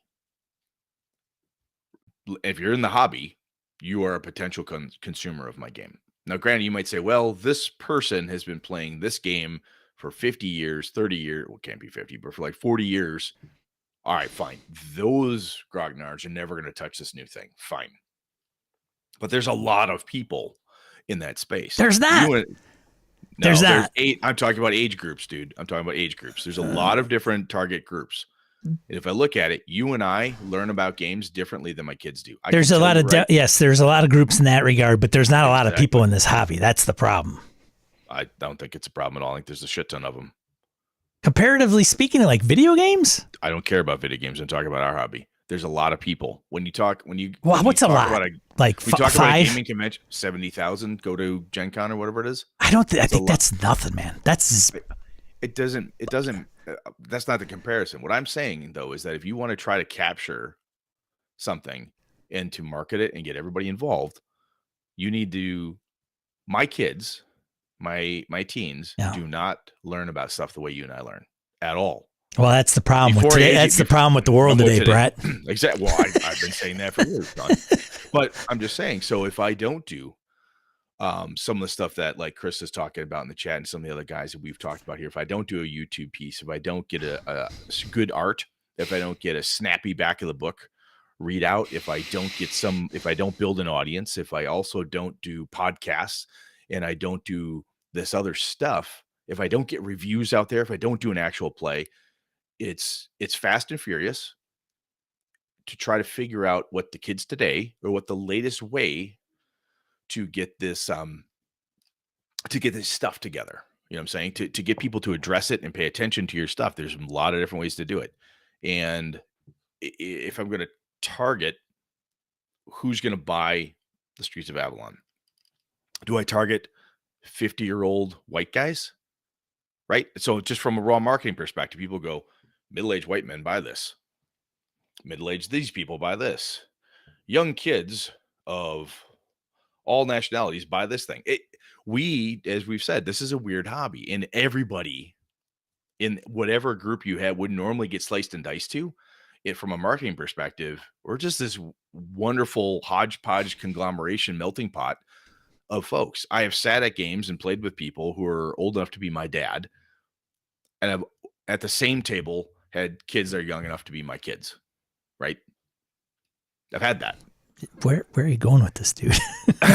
What I'm saying is, when you talk about how are you going to market something or whatever it is, it's very difficult, and you have to hit all the avenues because I potentially could sell to all of those groups. The RPG hobby does not split up nicely into, well, people in their 40s don't buy as much technology as kids in their 20s, so I don't care if the features on my new iPhone don't map to 50-year-old men. I don't care. I don't care if I make you can't say that. You can't say I'm going to make an RPG that only 20-year-olds will buy because they're the one that buy the most RPGs. I don't know if that's true. I don't know if that type of info is even out there available. I see what you're saying. Yeah, no, I get that. Like, it's hard to say like my target audience RPGer is this person with purple pants, no shoes, and our age X to Y. Like, I get it. 22 million people play D&D. Well, 22 million people aren't playing other games. That's not true. Just because that's the other thing that's interesting too is I play D&D. I'm saying that the 22 million people it's not spread across the spectrum. Like, it's just, they're not all buying Call of Cthulhu. They're not all buying this. Right. But a bunch of them do. Right. It's weird. It is weird. Yeah, it's the D&D. Okay, great. Everybody plays D&D. That's the top, and then it's a screen filtering system. And as you get down and down and down, and they play less and less and less other things. Exactly. Yeah, I don't know, man. Dude, it's late. I gotta roll. It's late. It's like We've been at this 9:30 in the morning Central Time as we're recording this. I just looked at the clock. I'm like, I thought this would be like, I should have known better. That's what I thought. So much things to say. And at least now Brett has given me things to rant about for the next half hour. Exactly. No, this is good. I wanted to make sure that I told people who were listening and interested at all about, what Chris and I are up to for the Avalon stuff, because it's fun. I'm passionate about it. I think it's going to be a lot of fun. And I think I think that regardless of if you think the environment is flooded or if you think it's difficult to get people to buy an RPG or a new one or to try it or whatever, I still think that if you feel passionate about it and you want to create something you want to try it and do it. And that Sean's not a gatekeeper in this, but neither am I, right? If you want to try it, make a weird ass game, make it and push that son of a gun as hard as you can. 100% on board with that. I think it's awesome. And Sean, you and I spent over 7 years telling people like, look, I heard a lot about this game. It doesn't feel like it's for us or for you or for me, or you're playing a game. Like, I don't know if I buy that game. That doesn't feel right for me, but I'm having fun. Of course you are. That's awesome. Keep having fun with that game. And that's the best advice I think we could give anybody when we talk about playing other games and doing stuff is, hey, do you want to try this new game? Nope, I like my D&D. All right, well, if you ever want to try something new, Sean's right over there. He's got a stack of crazy stuff you've never heard of. If you ever want to try something different, just go bug him. Don't be a militant. You good, man? Yeah, I'm good. All right, I'm going to get the hell out of here before I wreck your whole morning. Thanks for joining, buddy. Thanks for taking the time. Looking forward to some Streets RPG. Yeah, Chris and I will get that cranked out. Yeah, looking forward. Launching tomorrow, ladies and gentlemen. Streets of RPG. Just kidding. I said it would take some time. Just kidding. Don't. Yeah, Chris and I are hooking up tomorrow, and one of the things that we've been chatting about, just to kind of wrap the piece, is like, when's the right time to build up the suspense? When's the right time to get more people involved? When's the right time for X, Y, and Z? So more to come, man. Obviously, love you, and I'll keep bugging you, and we'll keep talking as we go. So, Brett from Gaming MBS and the Streets of Avalon, ladies and gentlemen. You could still get it, right? The Streets of Avalon. Absolutely. Yeah, Drive Through RPG. Drive Through RPG published by Encoded Designs. There you go. Yep. See you, Brett. Bye. Bye. Oh, there you go. There you have it. There you have it. Yeah, find it at your friendly local game store or on drive-through. It's going back to what Brett says. It's a finicky hobby. It's the fantasy space specifically with me is an interesting one because there's so many different games out there, and there's a lot to unravel. Like, how much does having a current audience player, like, is there the grassroots person that can put Sean in his basement, create a game and have it become this juggernaut? Is it possible? Yes. Is it probable? Maybe not. And there's so much out there. Like, why does somebody and hey, I can ask myself these same exact questions. Why do I have an appreciation for Forbidden Lands? Why do I have it's all taste. It's all, I like chocolate sundaes with a cherry on top. I don't like cherries. I like vanilla ice cream. It's just, but I don't know. I don't even know what I'm saying anymore. I don't even know what I'm saying. But I never did, and I never answered Brett's question. If I'd ever want to do, is fantasy RPGs something I'm not interested in anymore? And I don't know. I think there's a couple that are itching. Like, I like the Midnight setting. I like the premise of it. I like the Symbaroum setting. And Symbaroum, if I played a fantasy RPG tomorrow, it would probably be, if I had my choice, probably something like Symbaroum or Run It. And why? I don't know, because I think it's the tone that I have an appreciation for. I'm not like Matt Colville, his game and what he is put out for it to be, like the tone wise. Like he says, I'm making a heroic fantasy RPG. Perfectly fine. Great. I'm sure it's going to be awesome. People are going to have an appreciation for it. Not me right now. When it comes out, I might be like, I totally want to be on that and, jump around. And I think part of, I'm going off the rails here, but part of those games they do have an appeal to me, to some degree. Like if we were running a game and a person's sitting in a tavern and all hell breaks loose and they want to I jump, I grab the chandelier, I swing across the table to get, go by the commotion instead of going through it. And then I want to jump down and hit the floor with a knee on the floor and be in like a tripod, crouched position and stab the guy that's in front of me. Do I want people to be able to do that? Absolutely. That's great. But I don't need all the rules to have somebody do that. And I think that's some of the beef that I have. Like, well, can you do it? I don't know. Let's see. Let's look it up. All right. Well, let's see. You got acrobatics. It's probably going to be a DC 20. All right. So, you don't have acrobatics? Oh, wow. Okay. Give me a roll. Give me a roll to hit the chandelier and then land, then give me another roll. That's a bunch of, to me, I just can't. I can't.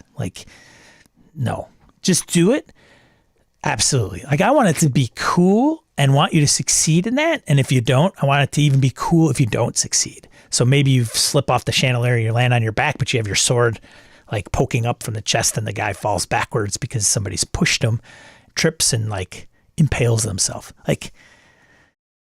Swashbuckling stuff, man. I'm not opposed to that. I think we all have the Star Wars, Pirates of the Caribbean, high John Wick. Yeah, turn it up to 100. But I also think it's going back to Brett's music analogy. Hey man, I listen to yacht rock, Ozzy Osbourne, classic rock, Metallica, a spectrum, jazz. I'm good with all that, but I got to be in the right mood for any of those specific ones. Every Sunday I clean my house and sometimes I post on the Discord on what I'm listening to. The Doors, Foo Fighters, they're all different. And some people hate one of those groups and that's okay. And I won't listen. I'm not in my Depeche Mode phase where I'm only listening to Depeche Mode for, if I'm listening to any music, it's got to be that. Right now, I would say probably in the RPG space, it's getting to some of that to some degree, but I don't know. So many thoughts. And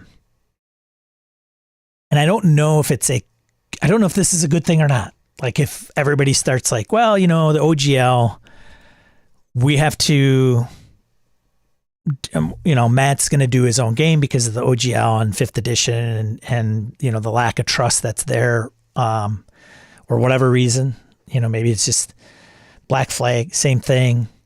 Is that going to splinter the hobby even further? And is that splintering good or bad? I don't know. It just is. And how does that impact other people? Because as that splinters, then people that are going to be creating third-party supplements, are you going to have the Frog God games of every game that's out there? And I say Frog God games because they'll do 5th edition, Pathfinder, Swords and Wizardry, 3 typically. And somewhere all of the flavor stays the same, but then they have to tweak all the stat blocks. There must be a professional stat blocker on their staff. And so how does that impact their ecosystem to their game? Because I got to tell you, everybody knows I'm a big fan of Free League publishing and some of the games they put out, but I haven't bought a lot of third-party supplements for any of their games. And I know they have a few, specifically in the Twilight 2000 space. They've got a pretty good plethora of scenarios and maps and things of that nature you can get on drive-through. and there's other ones like I know Vase and Hell Phil in my game group's done a Vason scenario that you can go and buy on drive-through. But I haven't delved into that third-party ecosphere. And some people may say, well, is it because there isn't any? Or is it because I'm unaware of it? Or is it because I'm not needing it? Like, what does that look like? And it seems like the 5th edition ecosystem has been hugely, I got to say, and I brought this up on see, I told you Brett would get me talking.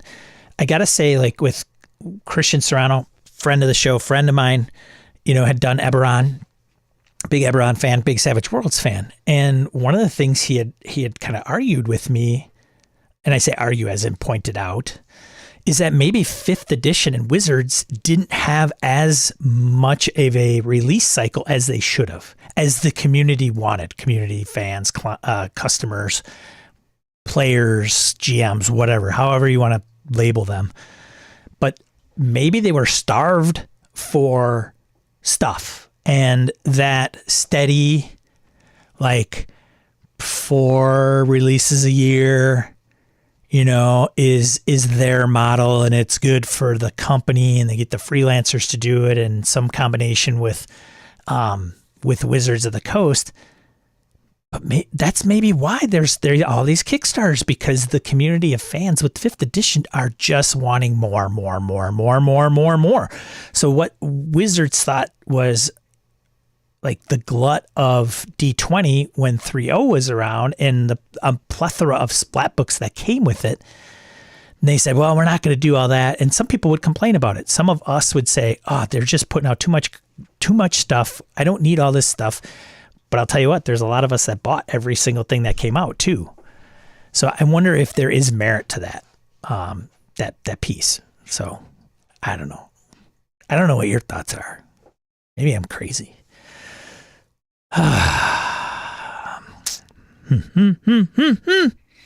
Chris says it's better than not having. Not having it was creating stagnation. Now we can potentially see some of these games incorporating stuff from games none of us even know about. Some cross-pollination, sure.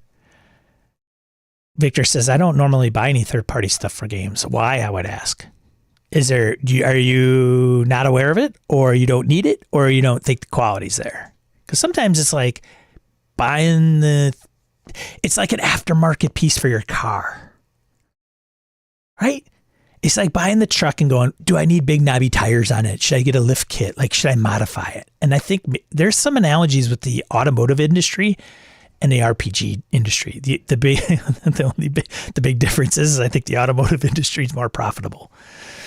Because everybody wants a car and everybody needs a car. And there's a huge ecosystem around it that's not probably close to what RPGs are, right? Some similarities. Chris says, plus, if you want more interesting games, go check out Jason Cordova and the Gauntlet. There's some innovation and design going on there that we haven't seen since the Forge. And I agree, Chris. And that's what I was kind of thinking with Blades of the Dark is, if you want to create a game, if you want to try to create something unique that makes the streets of Avalon, and I'm only using this for an example because you're involved and it's Brett's thing, is if you wanted to create, when you, there is, I think, a bias when we start thinking about, well, I've played these sets of games, right? Trad games. What's a trad game? Well, it's players and game master. Game master's role is this. Players, role is that. And if you go, I'm going to create a game, you're creating that game based on some of the knowledge and the preconceived notions that you already have. But if you can break yourself out of there, like some of these guys, like Vincent Baker, like his first game, I think it was Vincent, like his first game wasn't D&D. It was like Shadowrun, I believe, if I'm not mistaken. Not a hugely, like not crazy different. Like he's not going, my first role-playing game was Alice is Missing compared to D&D, because there's still a GM and there's a fantasy element to Shadowrun. It's a die pool system. But I think if you sat in a room and said, look, I don't know anything about role-playing games. I've heard about them, or I've played anything but fantasy, D&D or derivative, and I'm going to come up with my own experience, because you got to think somewhere when Harper and some of those guys at the Gauntlet are coming up with ideas, and I'm getting even away from PBTA, because PBTA is like definitely solidified a particular group. Like I would say PBTA is relatively popular in some circles, that's like that we might hang around with. My buddy Brett, my buddy Jeff, and those guys. PBTA, never heard of it. Like what, huh? And so, if you were to sit down and go, I want to come up with something that hasn't been done in the RPG space and create the thing that's maybe even Blades in the Dark has elements of Powered by the Apocalypse in it. What would make it unique enough that is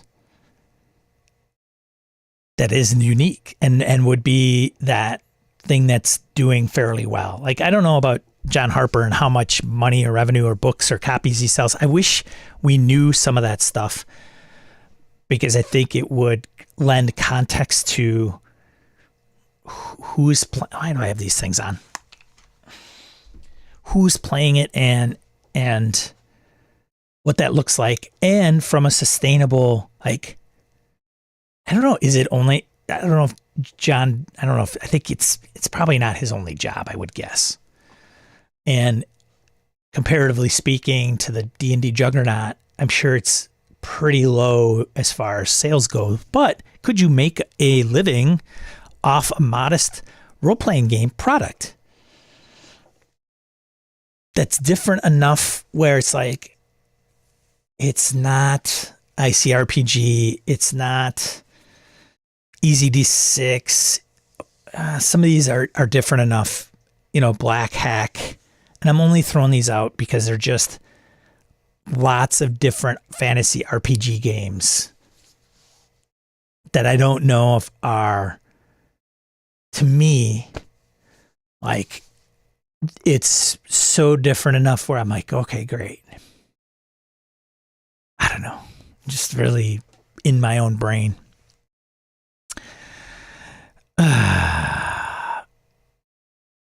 Anyways.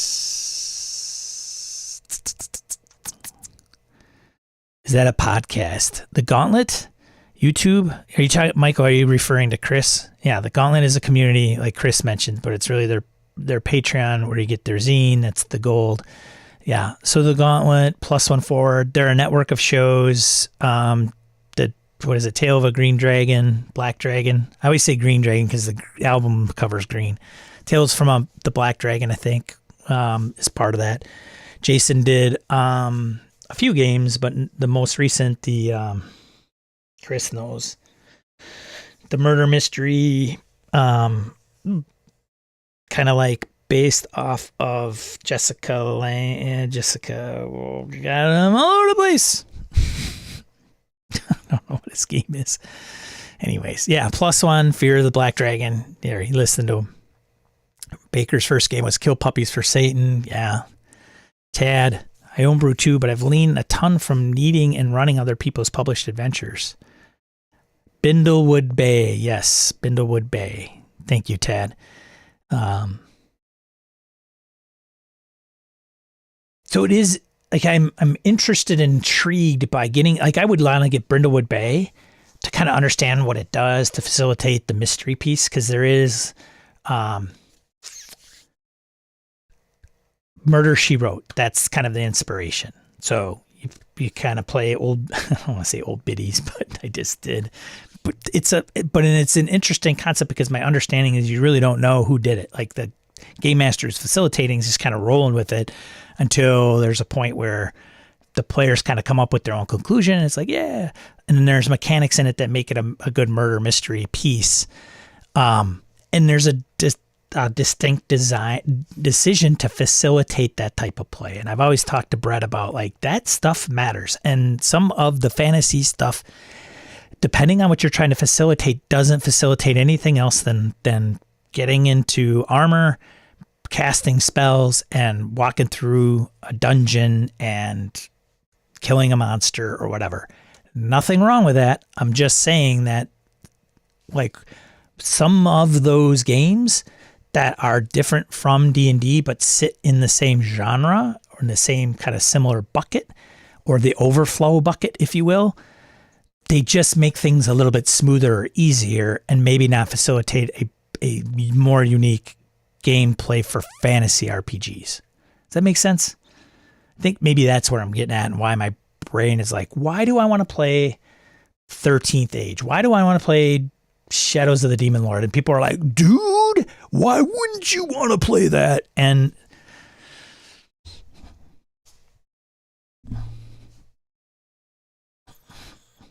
people would say the same thing to me. Dude, why are you playing Forbidden Lands? Like, duh, it's the same reason. PBTA fans run afoul with the same conundrum as 5e fans. It's a good rule set, but it's not as all-encompassing in different genres as some think it is. Some games work and some fall flat. For sure, Orcus Dorcas, I'm sure. Yeah. And I'm like tangentially there on the PBTA space, right? I'm probably more on the trad space than the PBTA games, but I would totally agree. I had Mashed. I kickstarted it. It was a great book. Didn't know how I would run it, and I gave it up. And I applaud the person doing what they did. And it was like no small feat. It wasn't like this 20-page booklet that they came up with. It was a beast. But like, how am I going to run a Mash game? Me, not anybody else. It's me. Like, I'm getting into my own head. And there's Cyberpunk, there's The Veil, there's the Sprawl, that are PBTA. What makes one different than from the other? They're still both PBTA, and they both have moves. So is it the setting? I don't know. And I have both. Like, I've paged through them. I read a little bit, and then they've kind of sat. Anyways, dude, we're like at 10 o'clock, and I haven't even gone through the news and what's new. There isn't, like, aside from crowdfunding news and things like that, go to EN World. They got all that stuff if you're interested in picking it up.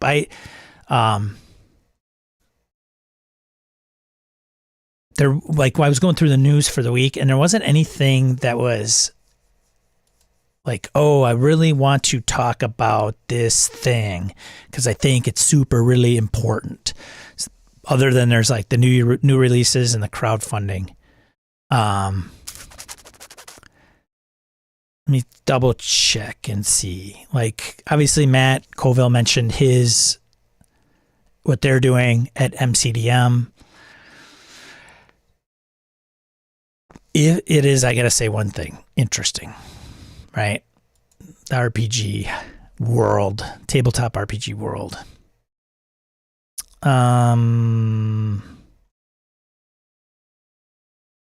Play test, like, it's just Shadowrun, Astro Wars, like, just nothing.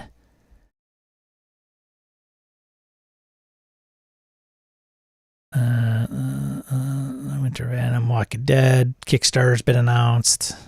That'll be going live March 14th. Baldur's Gate. I'm not a video game guy. But that's just some of the news. Another Star Trek release is coming out. Chaosium is hyping a game changer announcement this next week. Oh, interesting. That intrigues me. Because Chaosium, Call of Cthulhu, basic role-playing. What else do they have? RuneQuest. The only thing I'm overly familiar with is Call of Cthulhu. So I know they've dabbled in NFTs, and then they reeled that back. And it'll be interesting to hear what they say is a game changer announcement. Like, does that mean they're teaming up with Demiplane? Is that like the game changing announcement? I don't know. Like what is a game changer announcement in the RPG hobby? And 7th edition hasn't been out all that long. And frankly, Call of Cthulhu, I don't think's changed a whole ton over the years. I think if people played 5th edition, you probably wouldn't even know it, the difference. Okay, well, I appreciate everybody tuning in today. For those, I don't even know if I introduced Brett. For those of you that didn't know who he was the other half of Gaming and BS, where we did a podcast for quite some time. And so everyone's like, I've had Brett on the show probably last month. Actually, December 31st was the last time I had Brett here. And so I anticipate as things progress and he has things that he's itching to get out, that we may have him come back and talk about stuff. So I hope you enjoyed it. But yes, Brett does swear. That is Brett. You did miss Brett, Tat. Yeah. So he was on for about an hour and a half. So join us talking. I'll put it out in the audio feed for Gaming and BS. So if you're still subscribed, you'll get it. The audio version, you can listen to it at your leisure. Ty says, I could see Star Trek and Cortex Prime. Cortex Prime. What is the deal with Cortex Prime? Is that thing still a thing? Yeah, Santa Claus. I'm sure he appreciates that, Ty. But yeah, I told last time he was on here, I was talking about his beard.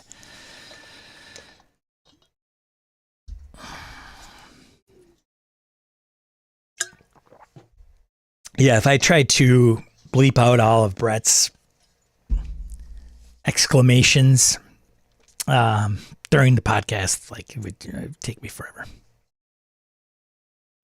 Yeah, so we'll put it out there. I'm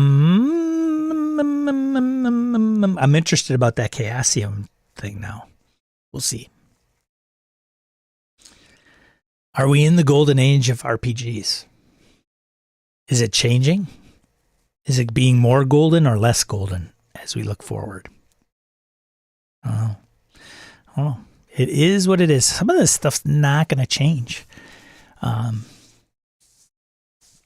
it's funny, like everybody dropping and changing, getting rid of the OGL, putting their product back out, putting it under Creative Commons. Yeah. Strange things indeed. Most peculiar, mama. Whoa.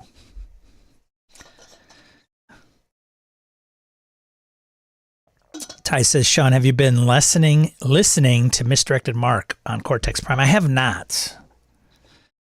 You guys must be crushing it over there at MMP. Hey, Chris, talking about Cortex. I have Cortex Prime. I'm probably going to ditch it. I'm never going to get it to the table. Nelson, Golden Age RPGs was 2020 to 2022. It might very well have been. Who knows? Like a very small window and hey, thanks COVID, I guess, maybe. I don't know. But I guess it depends on how we define Golden Age, right? Like Gorkus Dorcas, not even going to read that.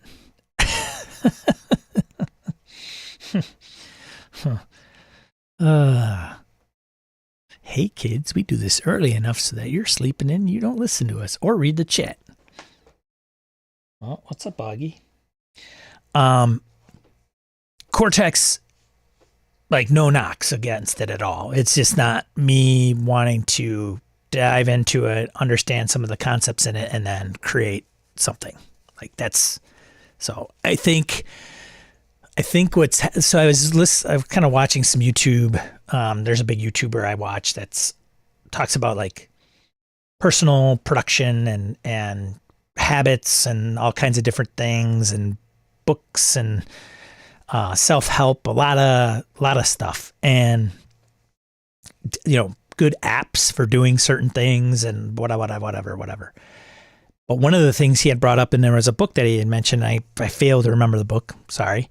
But it was like how many days you're actually alive and how much can you accomplish. And I was thinking about this and how it relates to RPGs. So if you took and he has a grid that he did graphically that showed that if you're age 16 to 21, then this is how long you've lived. And it's like, and then if you are, 22 to 35, the grid gets bigger, and how long you've lived. And of course, the whole grid is your like tentative lifespan, right? And so obviously as I get older, the grid gets filled in and I have less of the white open spots to do things. And I think maybe that may be playing a role, in how I look at role-playing games and what I want to play, what I want to buy. It could be who I'm playing with. Some of that might be taking part in who I am and where I am in my life. If I were 20, it might be a different ball game, right? It may be, well, things might have been different. Well, at that age, I wasn't even playing. I was out of the hobby. So I think that I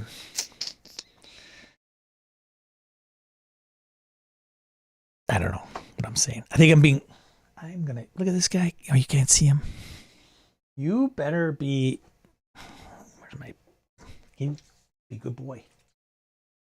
Oh, he's such a mischievous cast. But I think like Cortex, ICRPG, OSE, Midnight Campaign Setting, Eberron. I got the core 5th edition books. Do I get rid of those? I've got Zweihander. I'm ditching that. Like there are games that I could probably look at on my shelf that I'm like, I am never going to get that to the table. And if I do, I probably have the PDF. So why do I have this book? Some people do collect blah, blah, blah. I mean, I've got Saga Edition books, Star Wars. Am I going to play Star Wars Saga Edition tomorrow? Probably not. Are those books worth something? Probably. And then I got to probably unload them and sell them. But I think there's going to be a lot of Kickstarters and a lot of RPG stuff that comes out I'm going to stray away from just because it's never going, it's just not. I mean, maybe I'll buy the PDF and maybe something gets quite a bit of buzz and I read it and go, ooh, that is really cool. I'm going to buy that. I mean, I'll probably have some impulse buys, but I got a lot of Delta Green coming. And I think I'm just going to end up, and that will probably skew a lot of things. It might skew this channel and what that looks like. Do I put out content that's based on stuff I'm not playing or have touched? I've got Savage Worlds, the box set, suede, like this huge beastie thing with chips in it and everything.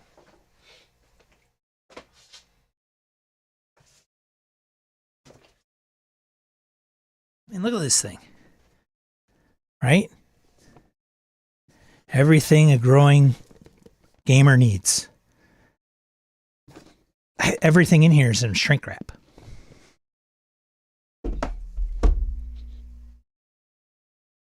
What am I doing? What am I doing with it? I think the box at Noble Knight's going for probably $250, $300. So OMCG says the book plus PDF bundles are permanent. Not sure if I followed up on that. I much appreciate that. Thanks, Eileen. So what Eileen's educating me on is that I had a beef with Monty Cook Games because he always sold the print and the PDF separate. It drove me nuts because if I buy the print, I want the PDF. And sometimes I get look, Free League Publishing, my favorite publisher, they also have those bundles. And I think it does cost a little extra. So it's not like, hey, buy the print and you get the PDF included. I think it might be an additional piece just to get both. But I think with Monty, he was this two separate purchases and both quite if I paid for a $40 book, the PDF was $35 or $30. I could be wrong on the prices, but no offense, Monty. So it was driving me nuts. It was my biggest complaint with Monty Cook Games. And Eileen's like, well, that might not be the case anymore. So she's helping me change my mind, open my eyes. So anyways, PDFs are good, middle ground for me. I can read them, get something out of them, and they are not taking up space. Physical space, right? Right. I've slowed my Kickstarter roll immensely now. It's usually I know the person who's doing it, or it's a friend, and it's it's more of supporting them more than the draw to play it. Yes, I agree. That's where I'm at too. Orcus Dorcas. Ty says, send it my way, Sean. I'll look at it. Look at Savage Worlds. Yeah, it's good. You never played Savage Worlds, Ty? My friend is scared the internet will go down, so he always wanted the hardback book every time. Totally get the book piece. There is something to be said in the ownership in the digital age. So I understand the rationality. I would never begrudge people that buy physical copies because of that reason. Like, nobody's going to alter it because I have it. I'm not leasing it. I bought it outright. It's mine. So I get that. I also get that, like, okay, you have literally 10,000 books and 3 walls, floor to ceiling, full of RPGs. What?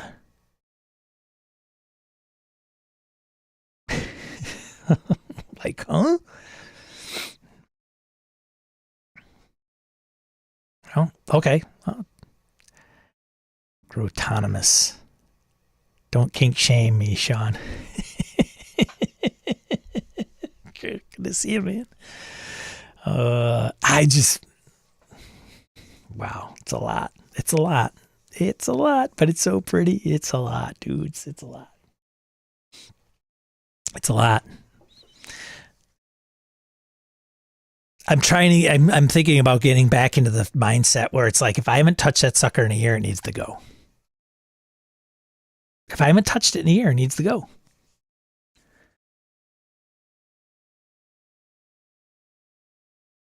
We'll see.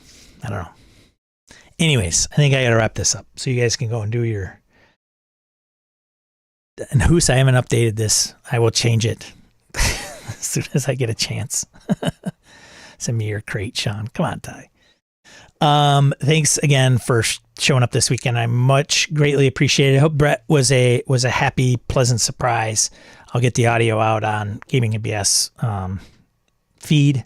You can still subscribe to the podcast just in case these little nuggets come out. And if you aren't familiar with Gaming and BS, it's a tabletop agnostic RPG podcast that I did with Brett for quite some time. We sunsetted back in June. But yeah, I want to thank all these folks for helping me over the years and supporting the show and initiatives. And thank you so much. I want to give them some special recognition. So I will let you go get some gaming, get some, Jesus, like I got a peanut in the back of my throat. Sorry.